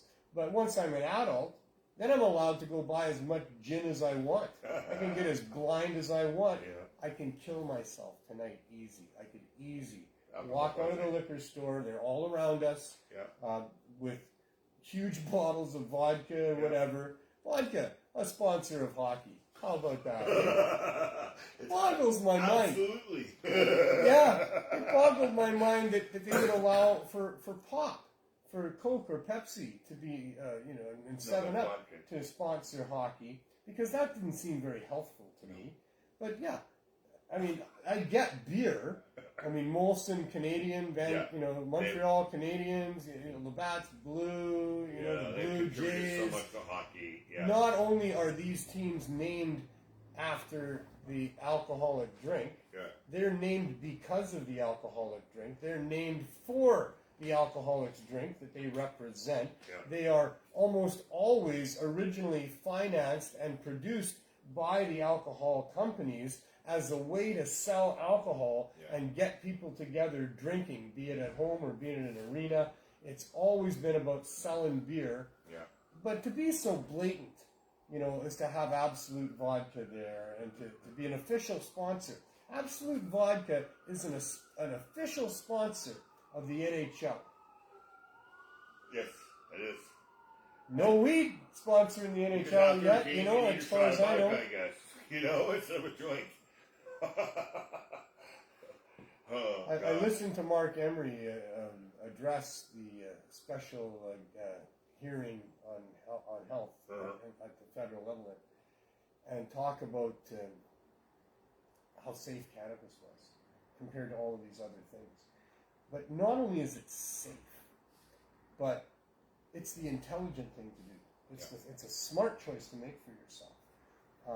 If you need to recreate recreation, if you have worked hard all day and you need to unwind, if you're bothered by something and you need to think it out, if you've got a need for inspiration and creativity and you're stuck, so many other different ways that cannabis is there as a benefit to help people with that.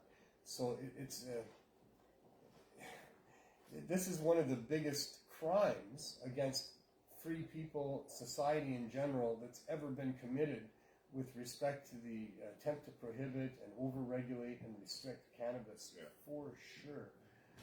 But it's also it's one of the most heinous things. That's all I can say. It's just it's caused so much harm.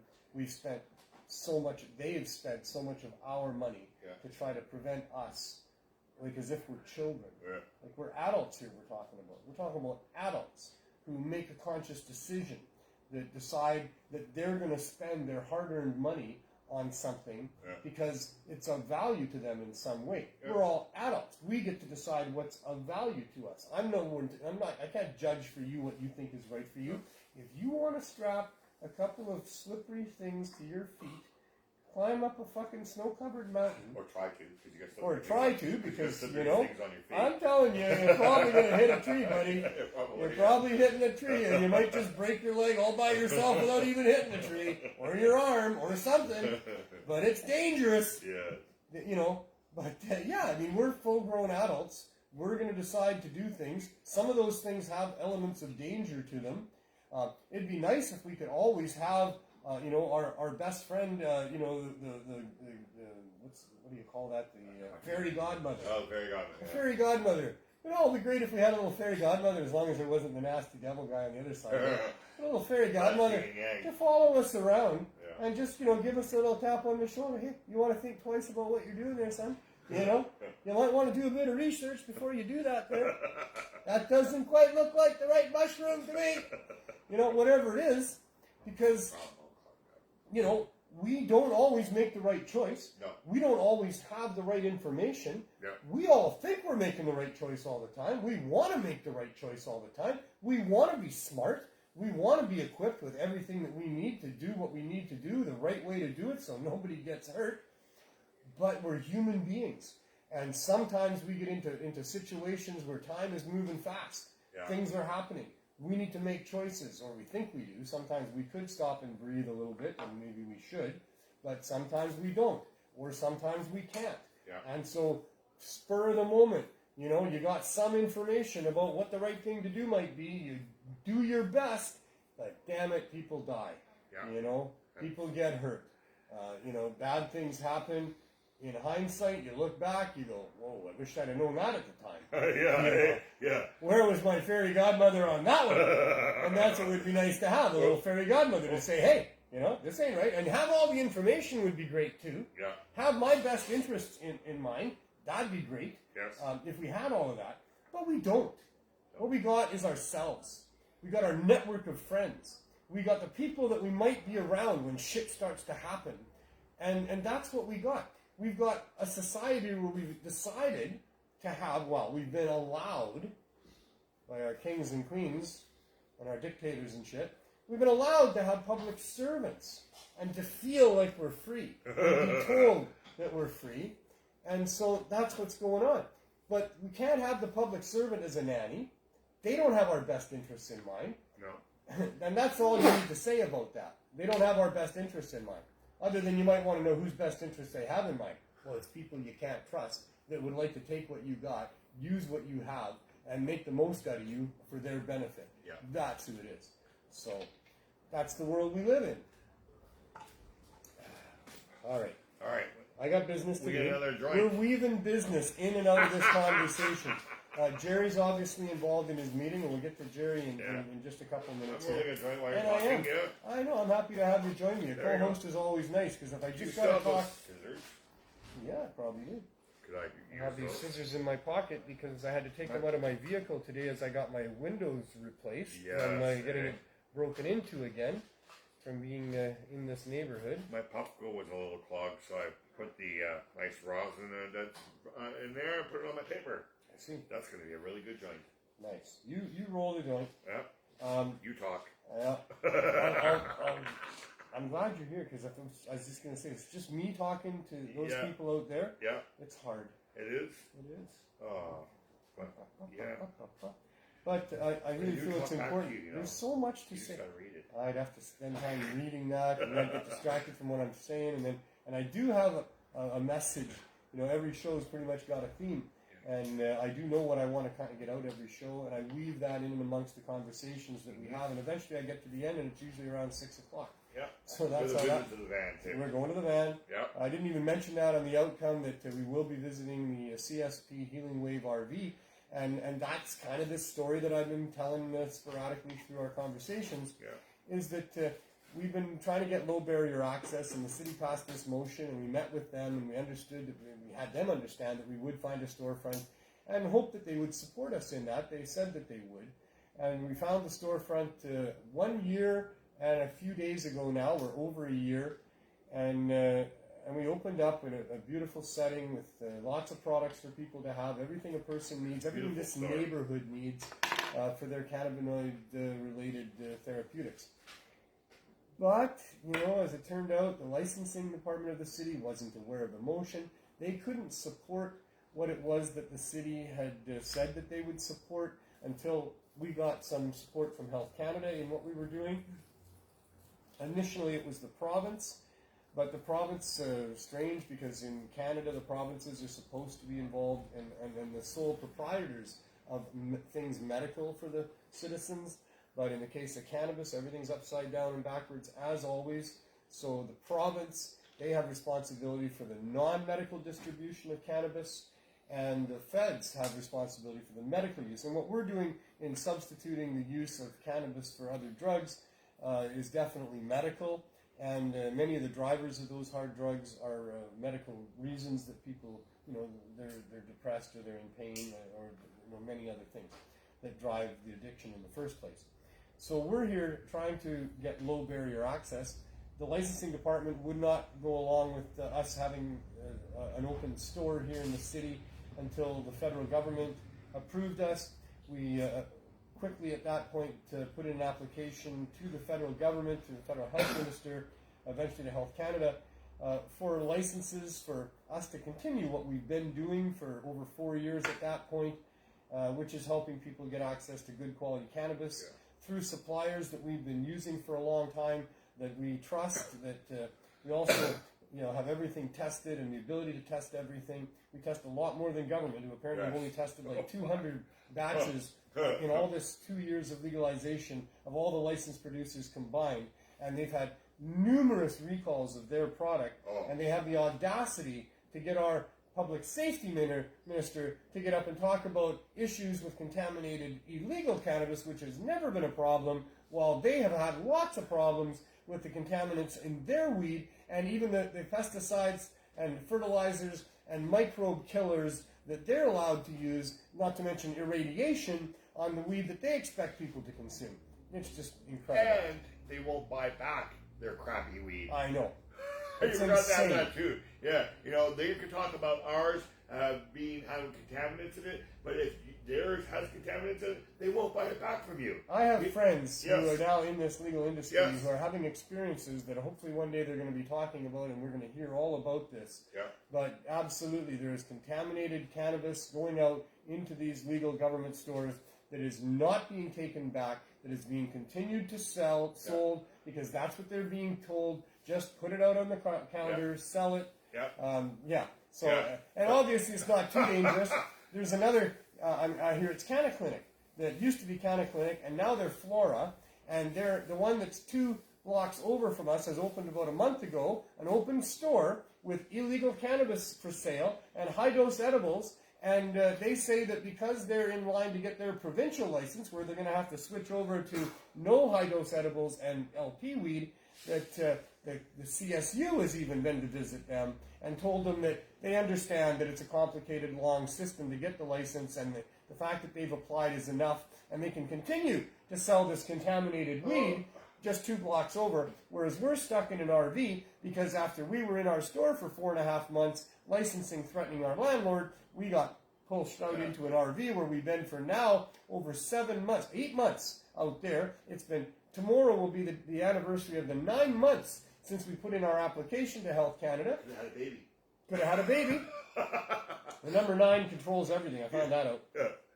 But 9 months now tomorrow since we put in that application, which, by the way, we also put in an application to the federal health minister for an emergency exemption from the Cannabis Act in the meantime until they could figure out licenses to allow us to come back into the store. And we're still out there, 8 months later, we're still in the RV, having gone through the entire winter.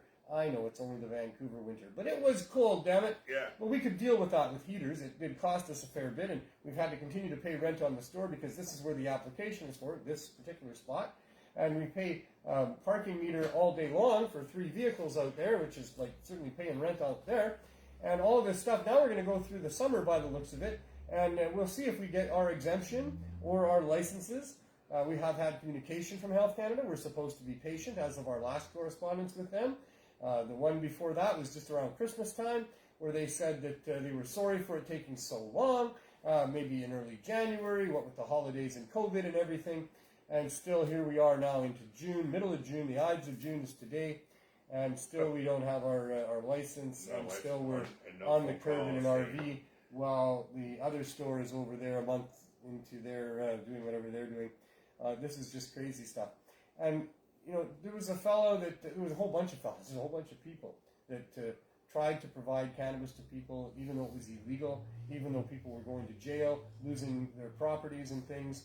There was a whole bunch of brave people that knew it was the right thing to do. They followed in the footsteps of the BC Compassion Club in following a model created by Philippe Lucas and Riel Kapler to try to do what they felt would be the right regulations for cannabis that the government would impose one day, even though far more strict than what really should eventually happen, like having to have a doctor's support, a confirmation of diagnosis, and all sorts of other restrictions, but still making cannabis, high-dose edibles, good flower, concentrates available to people that were sick and supported by a doctor in that.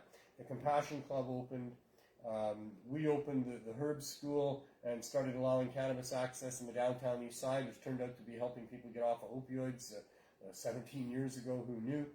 Then the Medicinal Cannabis Dispensary opened, giving people a little better, easier access than the Compassion Club. Then other dispensaries opened as well, following that model. In the end, we had about 180, or at its peak, we had about 180 of them, allowing for access for medical patients. In Vancouver, that resulted in the city deciding to regulate them as if they were regular businesses, sort of, even without legalization happening Canada-wide. In other places, there was also dispensaries in Toronto and other places in Ontario, other places up the coast in BC, and in Saskatchewan. There were a few dispensaries, just a couple. The first one was Jerry Martin. And Jerry Martin Medicinals was more strict than any of the other ones because you had to be in Saskatchewan. Jerry was a big-hearted guy, but he was that way because he wanted to give back after having lived a tough life prior to that, being on the streets in Vancouver at times, struggling with his own hard substance addictions. And he wanted to give back. He ended up opening a dispensary in a small town in Saskatchewan. And that's what he did. And for 4 years, he had been helping people. He had 1,000 members, strict medical protocols being adhered to all the time. And Trudeau comes along and says that their government's going to run on a platform of legalizing cannabis, unheard of in Canadian political history. They weren't even in opposition at the time, having been defeated to a position of less than opposition status. And he assured the medical users several times, his face right into the camera, that medical users were going to be fine under legalization. There was nothing to worry about.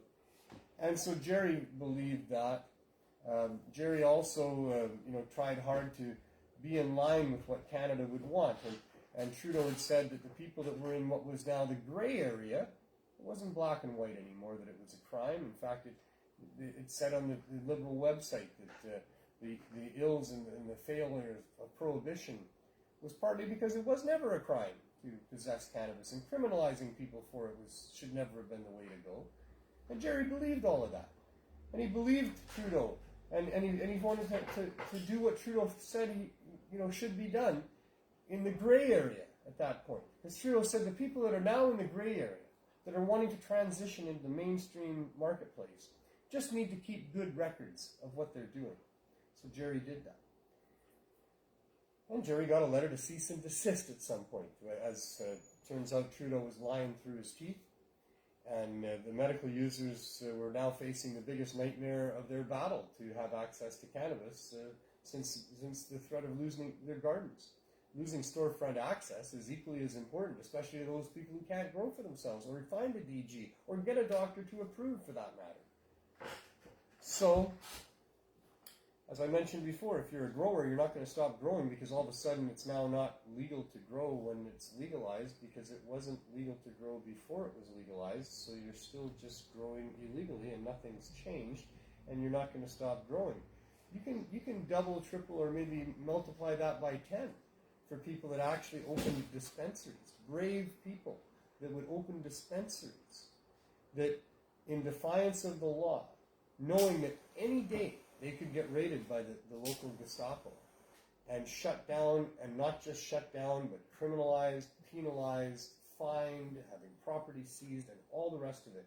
That was the risk that every illegal dispensary owner was facing, and yet they still opened those dispensaries. It's different than when you're just setting up a room in your garage or underground or somewhere clandestine, and you're sneaky about it, and nobody's going to know that you're doing it. Or even an outdoor grow somewhere where you're sneaky about it, and nobody's going to know you're doing it. These are people that put up signs. You can buy marijuana here. You can get medical cannabis here. They defied the law. They were willing to risk jail. They knew that they had to put together a legal fund to protect themselves, because they were most likely going to end up in court. They were most likely going to have their things seized. And yet they can't stop. And you're not going to stop growing if you're helping to pay your mortgage with it, and you know that the people that you're growing for appreciate what you're doing for them, and the government is corrupt. But multiply that by 10 if you're a dug-in, determined dispensary owner who really knows the laws are wrong and really knows how much it's helping people, and you're willing to fight and risk and all of that. You're not going to close your dispensary when Health Canada says shut down because what you're doing is illegal, because it's always been illegal, and you've always risked those things. And you didn't believe you were going to suffer those consequences then, and you don't believe you're going to now. And Jerry believed he was going to be a mainstream dispensary, and that's what his hopes and dreams were. And he believed that that was going to happen. And he believed that there was no way that his government was going to force him to turn his back on sick and suffering people. Because you could never do that as a dispensary owner. You could never do that. You wouldn't be able to live with yourself. You would be inundated, for one thing, with these people whose faces you know so well, who had been thanking you for years for helping them, and they'd be wanting more help. And what are you going to tell them? You can't help them because now you're illegal? You were illegal before. Exactly. You'd be in tears like me now every night with the very thought of having to do that. You couldn't do it. You wouldn't do it. Nobody did it. To human well, no. They might have scared a few dispensary owners into going back underground. They did that. But I'll tell you, dispensary owners never really shut out all those people they were helping. I don't know anybody who did that. That didn't happen. No. Lots of them had to close their doors. Yep. They did it with night after night of agonizing over it, with trying to figure out any way they could to stop that from happening. By applying, by being willing to pay in Vancouver $35,000 every year just in fees. Yeah. Not to mention all the restrictions, the 7 revenue streams that were taken away by so-called legalization and regulation. So, impossible to ask a dispensary owner to stop helping people And can you imagine it being in a small town in Saskatchewan where most of these people are friends and neighbors of yours? Yeah. Although Jerry got some other people outside of Whitewood. Whitewood only had 1,000 people that lived there, and he had 1,000 members. Word spreads when you know, word spreads. There was no other dispensaries around. People came from miles to visit his dispensary with their doctor's permission in hand. Yeah. You know, and Jerry was careful to be very strict about all of that. Yeah. They did get a cop, to buy it off of him, an undercover. You know that. I should get Jerry to tell you that story. Wow. But that guy lied through his teeth. Yeah. Had a phone number for Jerry to call, for a doctor to say it was okay. They totally fucking scammed Jerry, and they're sophisticated in doing it, to get him to agree to help a very sick person, a person who said they were very sick, that had what he needed in place, and, well, it was a cop, you know, that's really? entrapment, right? Oh boy, it's way, there's got to be a word for that, way worse than entrapment. When someone is trying to help you live a decent life when you're seriously ill, and they're still going to have to make sure that you got things in place to be able to help you, even though they got what you need right there. They're still going to try real hard to make sure, and you're going to lie to them and trick them into helping you, and then try to punish them and penalize them for helping a sick person who lied to you? Yeah. These people are the scum of the earth. Yeah.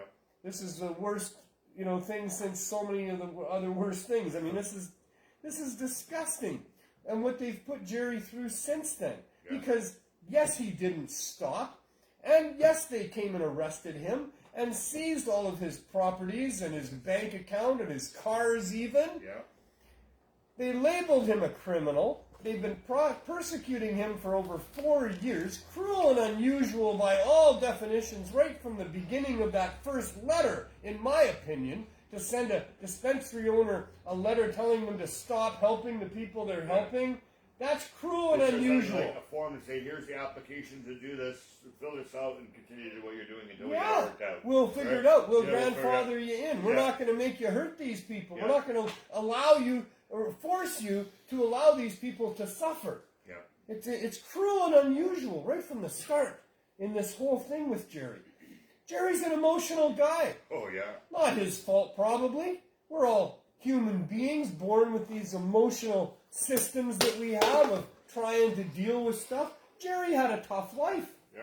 Jerry's had a tough life. He just wanted to get He back. came out of that. Yeah. He's an emotional guy. Who wouldn't be? He's seen life from both sides. He's been given his life back. He took it back. He decided to be a good human being, to help in a way that's profound. And so he did. A real risk taker. Someone really willing. Maybe he had nothing to lose, except it turns out he did. But he went for it and tried to help his community. Yep. Like I say, he believed he was going to be grandfathered in. He didn't believe he was going to be arrested. A lot of us believe a lot of stuff the government was saying. So, this is cruel and unusual punishment and behavior on the part of our public servants in an effort to try to restrict people's access to a God-given plant because it threatens the bottom line profits of a bunch of greedy corporatists that want to be able to capitalize on patentable things, medicines, and on fuel, and as we mentioned, on textiles, and so much more. That it's all just nothing but a huge protection racket being run at our expense by our own governments, our own public servants. And this is what we're faced with, and this is what we're up against.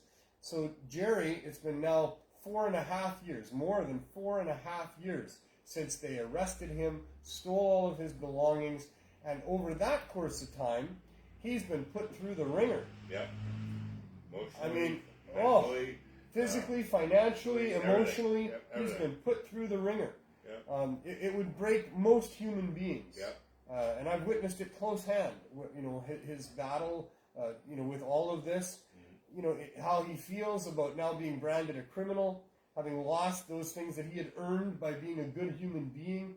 Yeah. His lack of ability to help people when he was so, you get addicted to helping people. Yeah, right? I know. Yeah. I mean, he had 1,000 members. I We know got that. 260 here. There's another few hundred people that we know that we're helping in this neighborhood. And it is bloody addicting. It is. For me, sorry, Annie Barbie, I hope you're watching. But for me and the people that are helping me, my volunteers and staff here with the Healing Wave and the Cannabis Substitution Program, it is bloody addicting. You can't stop helping people. You want to wake up every day and help people. We can help today. So, to be shut down from doing that, from being basically kicked out of his community, he had to come to Vancouver to make a living here and to try to put his life back together. And all of that he's been through is cruel and unusual. Now, finally, he's had his day in court. There's still a couple days to come, but he doesn't get to say anymore. His lawyer will have a final argument to be presented. Although I thought the initial arguments were pretty damn good. We can't tell you about him because there's a ban on telling the general public about what's happening in this most important of court cases, where someone who defied the law and risked his own liberty and possessions to try to provide access to cannabis for medical purposes is being criminalized and dragged through the courts at our great expense. There must be $1 million already billed just by the public prosecutions department in what they've been doing for 4.5 years to bring this finally to court here, and over 40 court appearances during that time to have it continually put off. And how much does that cost us every time they turn on the lights in a courthouse and assemble a crew of judge and all these other people, the sheriffs, and there's a whole crew of people involved in that. So clean it afterwards, yeah, it's a huge expense that's been going on for 4.5 years in just this one case. And actually that case of guilty or innocence with respect to Jerry's particulars is not what's been presented to the courts so much as what this is now a constitutional challenge that's being brought forward by Jerry and two other co-people or co-accused, other dispensary owners in Saskatchewan. There was 3 of them, and Jerry was one of them. Pat Warnicki, I love your brother, and the other fellow I don't really know. But, now he's had his ability to at least put in his affidavit. He was cross-examined on the affidavit, so he got to speak from his heart and his experience and tell the judge listening in and on a Zoom-type meeting about why he became a dispensary owner, what it was he was trying to do. His transparency in trying to do what he thought Trudeau had suggested in asking for people within the grey market to keep track of things shows that he gave over $130,000 in those 4 years to his community. To build better sports facilities for the kids, to send the kids to camp, to build a better baseball thing. He provided gear for the firemen. A whole bunch of different things that he did there. And now in the end, they're calling all of that money laundering. Because they got to look good, right? Well, that's all they got. That's all they got. There's no victim anywhere. The victims are there's the 1,000 people who are not people getting that would those monies stand anymore from his store and the helping that they had from him, right? Those are the victims, right? And the $1 million that they've spent could be spent on $1 million on another program, maybe for the whole ALS city or something. The whole city, reverted backwards when that dispensary was no longer there. The crack houses that had been there and closed and are now reopened. Wow. It's sad. It's just, and now there's an application, by the way, for a government store in Whitewood. I was so about to say that. So now the government is going to allow a government store to be where they spent, it'll never be like Jerry's because he was $1 million of our money to try to, stop somebody from having a store there. And Jerry's store was what the community needed. The store that they're going to put there is what the shareholders want. Nothing to do with what the community needs. Because that's not their focus. Medical people either that he was helping either. So it's been a horrible journey for Jerry. They don't have the product to do it. They don't have the quality to do it. And it's not organic. Who knows where they go in the future? It's not organic. I've got good people, that I know that are working in the LP market that want to make it a better place. And maybe we can get one of those or 2 of those on, in the shows to come, and they can talk about things. So I think we do a rebuttal on Mark or Mr. Farnsworth. Why don't we go around to the government stores and do we have a lab We could test I their am stuff. not giving them any money. Oh, come on. I am don't not- think I'm looking as bad. I am not Let's do a video ever just testing like he did. their stuff. No, we'll just lab test it. It's been done. Has it? Oh, All it's been the- done on. It's been done on Pot TV. Oh, on Pot TV. Okay. Jeremiah had lots on his show. Oh, did he? Johnny B did a lot of that and still does that. Okay. He recently did a good check on the hashes that are available. Yeah. And it's not good. It's not good, eh? I read a review of some of the concentrates that they're selling there. At $70 a gram. Yeah, they said 80 for what they had fuck. tested. They said it looks beautiful and amber, but it tastes like your grandmother's armpits. I don't know what they're doing in my grandmother's armpits. But you must That's be getting good money for another that issue shower. on its own. But I can imagine it's not how I would like my concentrates to taste. No, and I can buy Like my your granny? concentrates on the real market for $30 Rest a in gram. peace too. Not 70 or 80. It's just insane. It's crazy. It's crazy. It's crazy. You know, they're just trying to maximize profits. They're doing what business does without the human element. We're a society of people here, and we live side by side with business. And they're two completely different animals. Business doesn't care about you, other than your money and what they can get from you and what you can do for them. Business only cares about what you're worth. Business runs on a whole different set of ethics than what we're used to. They're there to maximize profits. They don't care who gets hurt in the process. If they can reduce costs, if they can maximize profits, if they can get away with bad business practices that make them money, they will. It's just business doing what business does. It has attached to it concerned people called shareholders in many cases that are motivated for that business to do exactly those two things: cut costs, maximize profits. Well, I guess just maximize profits. But cutting costs is part of that. But those ethics need to be tempered with human ethics. Yeah. Human ethics are where people care about each other.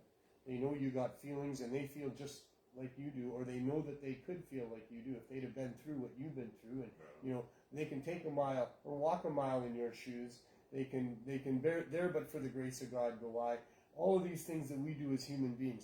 We care about you because we know that you were just born here and you didn't ask for the problems that you got. And we know you have family because we have family. And we know you have feelings and friends that you care about, and we do too. And we want to give you a good deal. We want to make sure that you know, a good human ethics, actually for me, condenses down to give more than you take. Yeah. You get enough. Yeah. Give more than you get. If you can, yeah. And you still get enough. And then you get something extra. Yeah. You get to the feeling that you've given more than you've taken. Yeah. And you've helped somebody who needed something that they couldn't get. Have, And all of those wonderful things that come into it. And business doesn't care about that. No. Business doesn't give a shit Business ain't that personal. your life It's is business. better off because of their product. All they care about is you're going to give them your money instead of the guy with the inferior product. That's the only reason they're making the product any better. Is not because they care about you. They don't care about you. Yeah. They care about your money Yeah. and where you're going to make your decisions on spending that money. So we need to have business tempered. And that's what we've kind of been doing. Yeah. In fact, you could look at it that business, that business side of things that we live parallel to with our families and our neighborhoods, is really the financial elite that have control over us. That's the business ethics of things. Yeah. That's the way the kings and the tyrants and the dictators, they're all businesses. They're all going to maximize their profits. They want to get as much as they can Every year out and of more all and those more and people, more. Yeah. and every year more.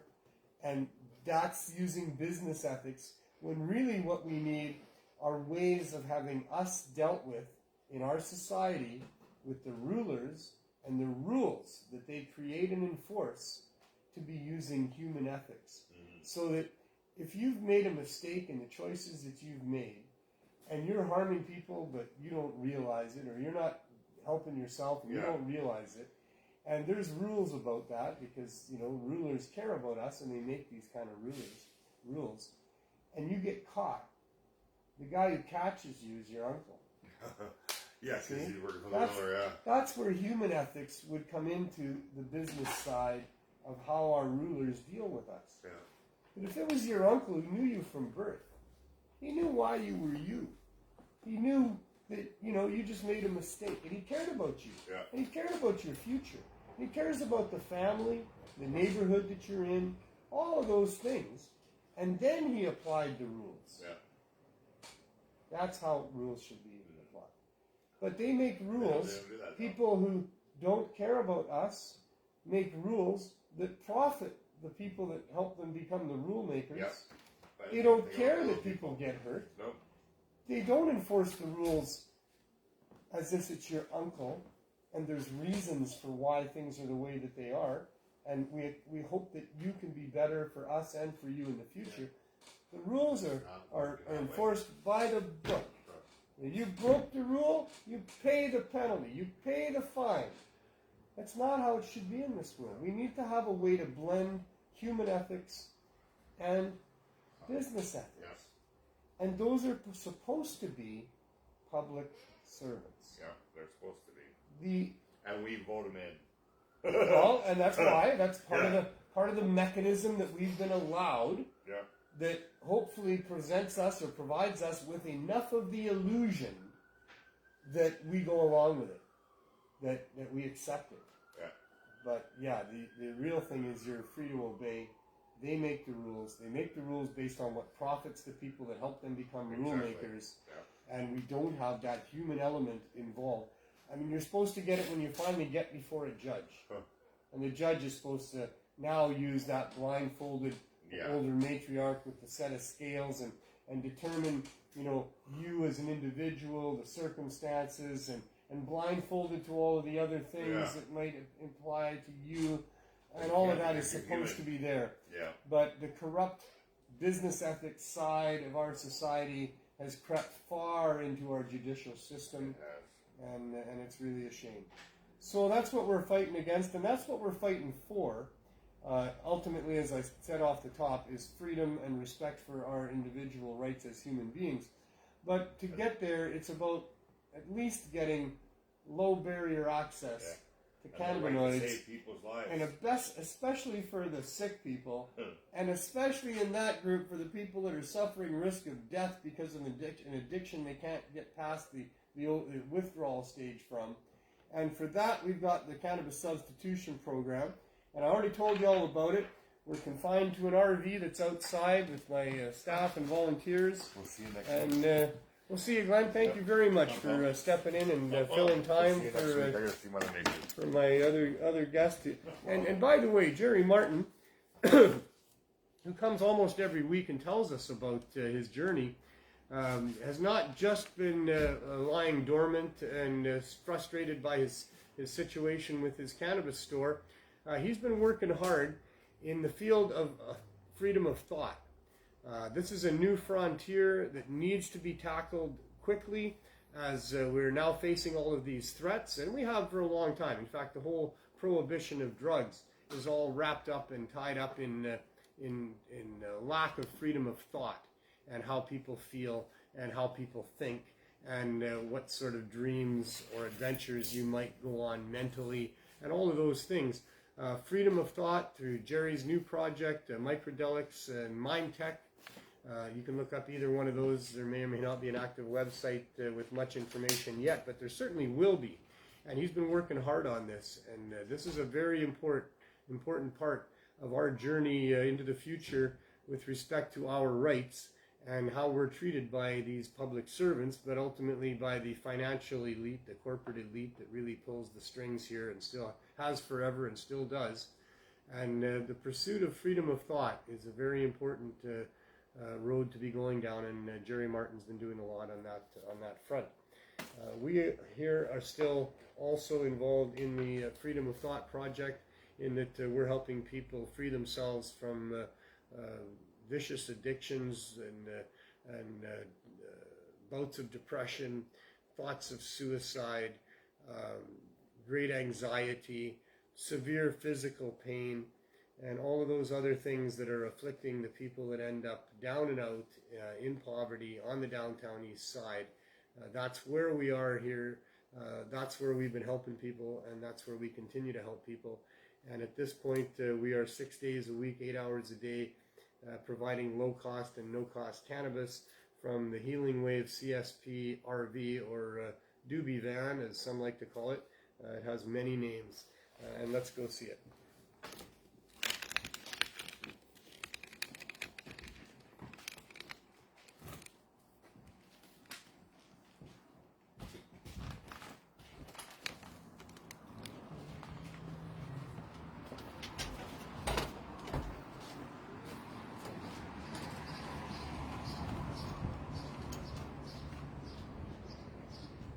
Downtown Vancouver, 1 block away from Main and Hastings, or otherwise known as Wasting and Pain.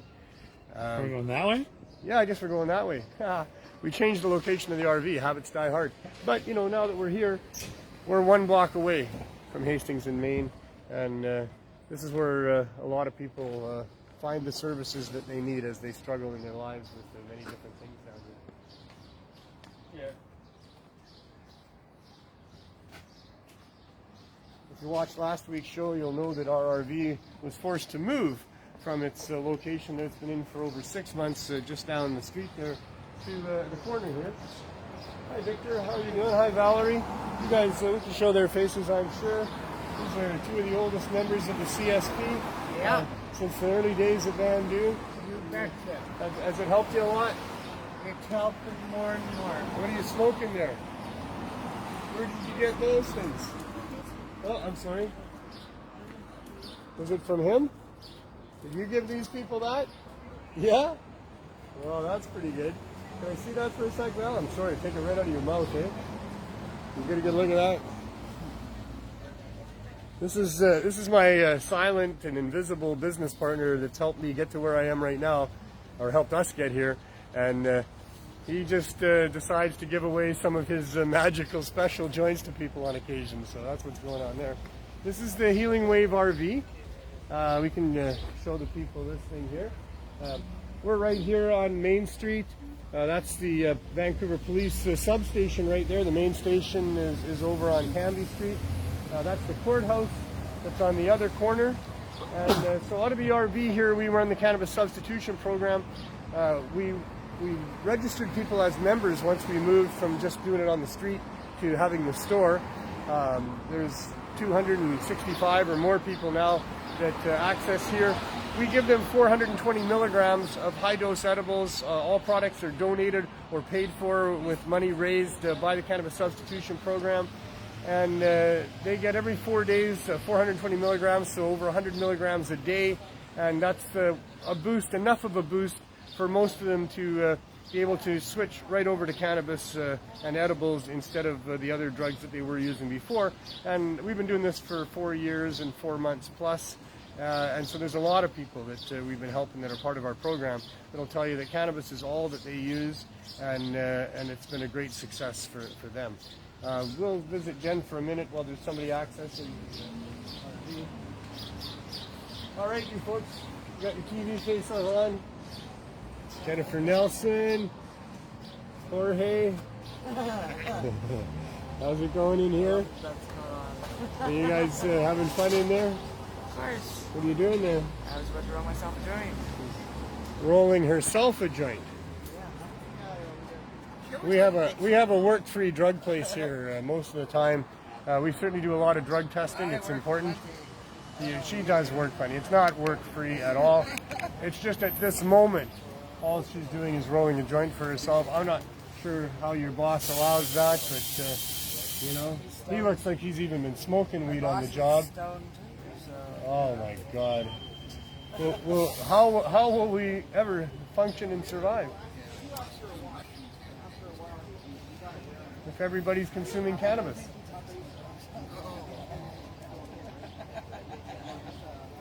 I didn't hear that. That's all right. So you're having a good day, are you? Yeah. Not very busy today, though. If you're in Vancouver, anywhere near Cordova in Maine, you can come and support our project by purchasing things that we have here. Our prices are really reasonable. They're better than anywhere else that you'll find, I'm sure. I guarantee that. And and yet the quality's right up there because we really need to have high quality stuff, and people that are making high quality stuff are supporting us in what we're doing here.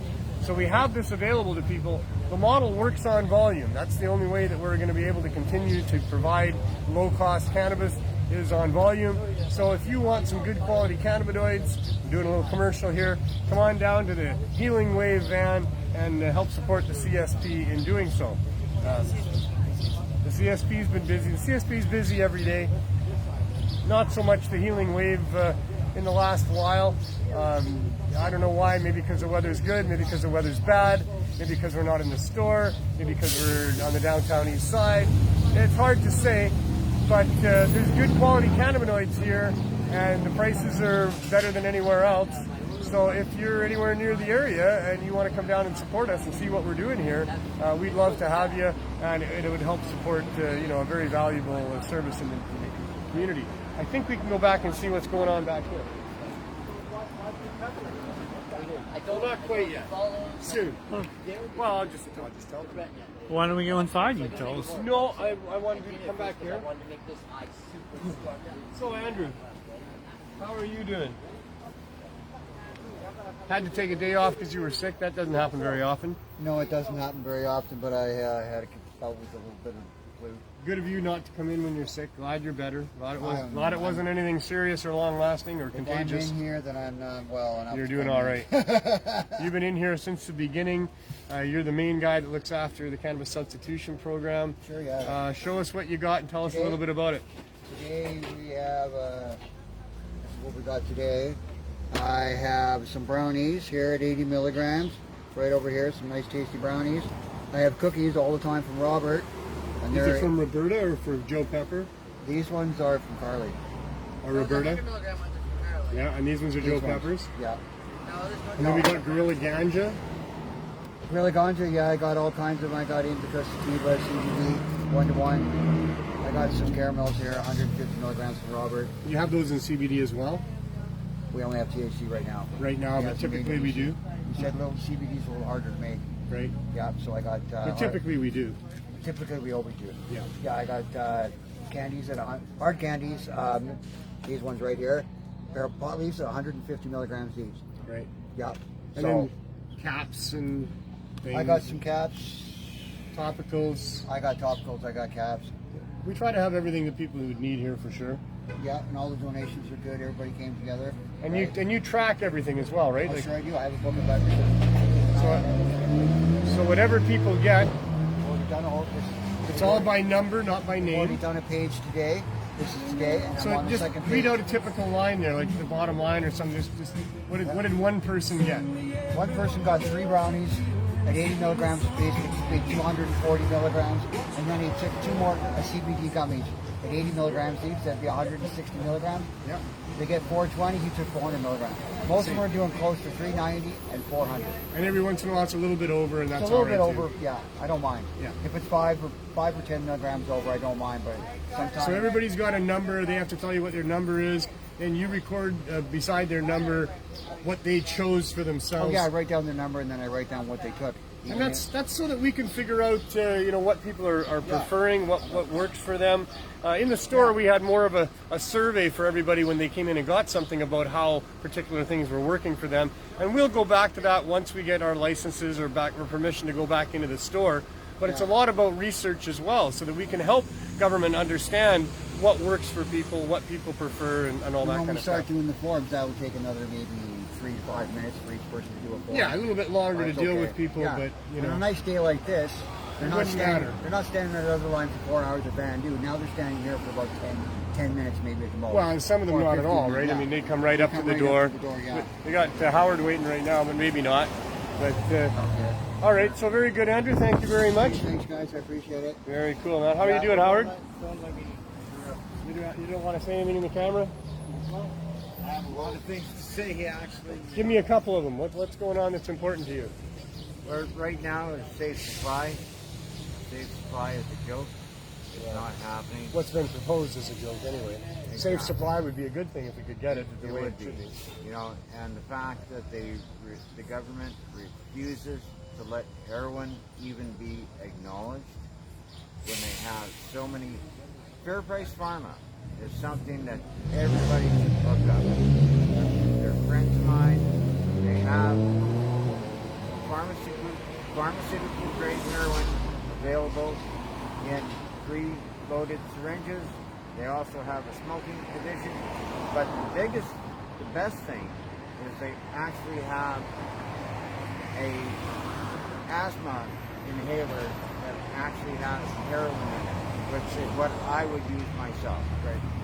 You know, I'm a chronic pain victim, and heroin has the least amount of side effects out of all the opiates. Yeah, in its pure form, it's pretty safe to use. It's the closest to opium itself. And this is what should be used, and unfortunately the government is going, oh, it's heroin, you know, and they're listening to something that was said 100 years ago. In 1900, we could buy heroin in an aspirin bottle. Right. And that's what it needs to be now. Something like that now. It needs to be easy storefront, you know, regulated access that makes sense. And right now, you know, what they're doing doesn't make any sense. It's causing so much problems in our society. People are dying. We're losing people every day, 5 to 7 people every day, just in this province. All And because it's of government insane. policy, for sure. Yes, It's the whole drug absolutely. war, this problem down here, all of the street dealing and everything is all a result of government policy, period. It wouldn't be happening if people had reasonable access. And you know what the weird thing is? Neil and I, we went to the city, and we talked to them, and we got their support to get this going.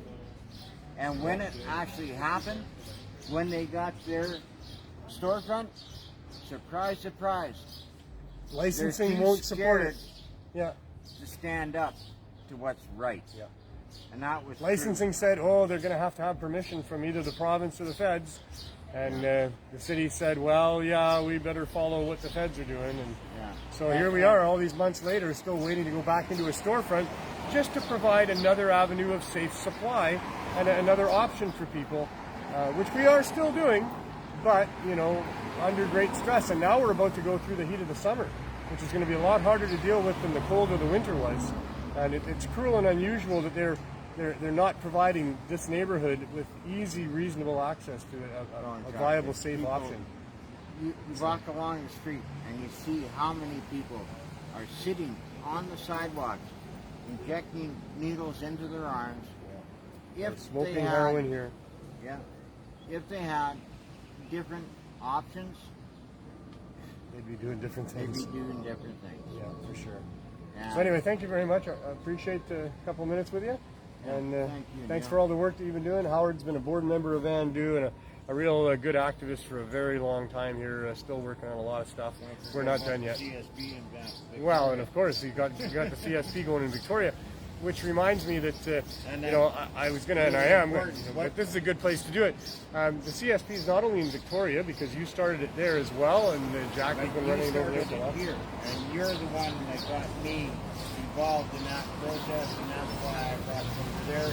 And Yeah. we're spreading it all over. Well, we got Chris in Halifax, who has been running the CSP East Coast version. Kudos, Chris, and all your volunteers and all your donators. Done a fantastic job. Getting close to 2 years now that they've been running that in Halifax. Doing a fantastic job. And then Mary, our head baker for a long time, has gone to London, Ontario. She had her 7th event today. Every Tuesday she's been doing CSP there. They had, I know Chris in Halifax gave out 200 bags. I think Mary said 170 something again today. People lined up so far now for what Mary's doing in London that there's businesses that are having some things to say about the lineup that's there. So hopefully she can smooth that over as well. But a lot of community support from the police there as well have been by to wave at her and wish her well. So thanks, Mary, and all of your volunteers and donators. And anybody wants to help Chris or Mary, I know they're always looking for more help. We here too in Vancouver, we could always use more donators. In the case of those two, they need more bakers. They need more volunteers as well. And so this needs to go further than that. This needs to be allowed everywhere. We're hoping that can happen once we get our permission. Let's go wrap up the show inside. you later, Howard.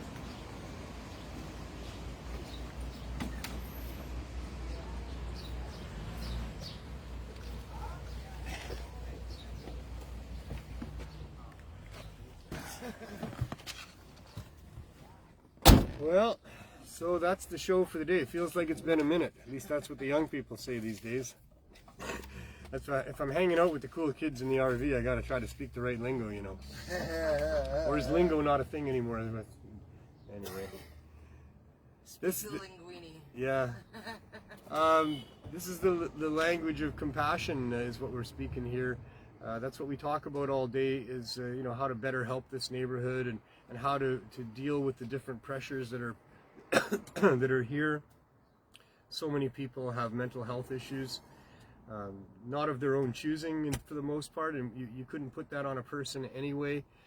You know, some people are born lucky with respect to their circumstance and their environment, and some people are born not so lucky, and some people are born lucky with respect to the tools that they have available to themselves, the education that they get, the genetic predispositions for what type of a person they're going to be and how they're going to look at things. And you know, some of us are just luckier than others. And if you're lucky enough to be watching this show and not struggling with poverty and addiction, then consider yourself lucky, and that's a good thing.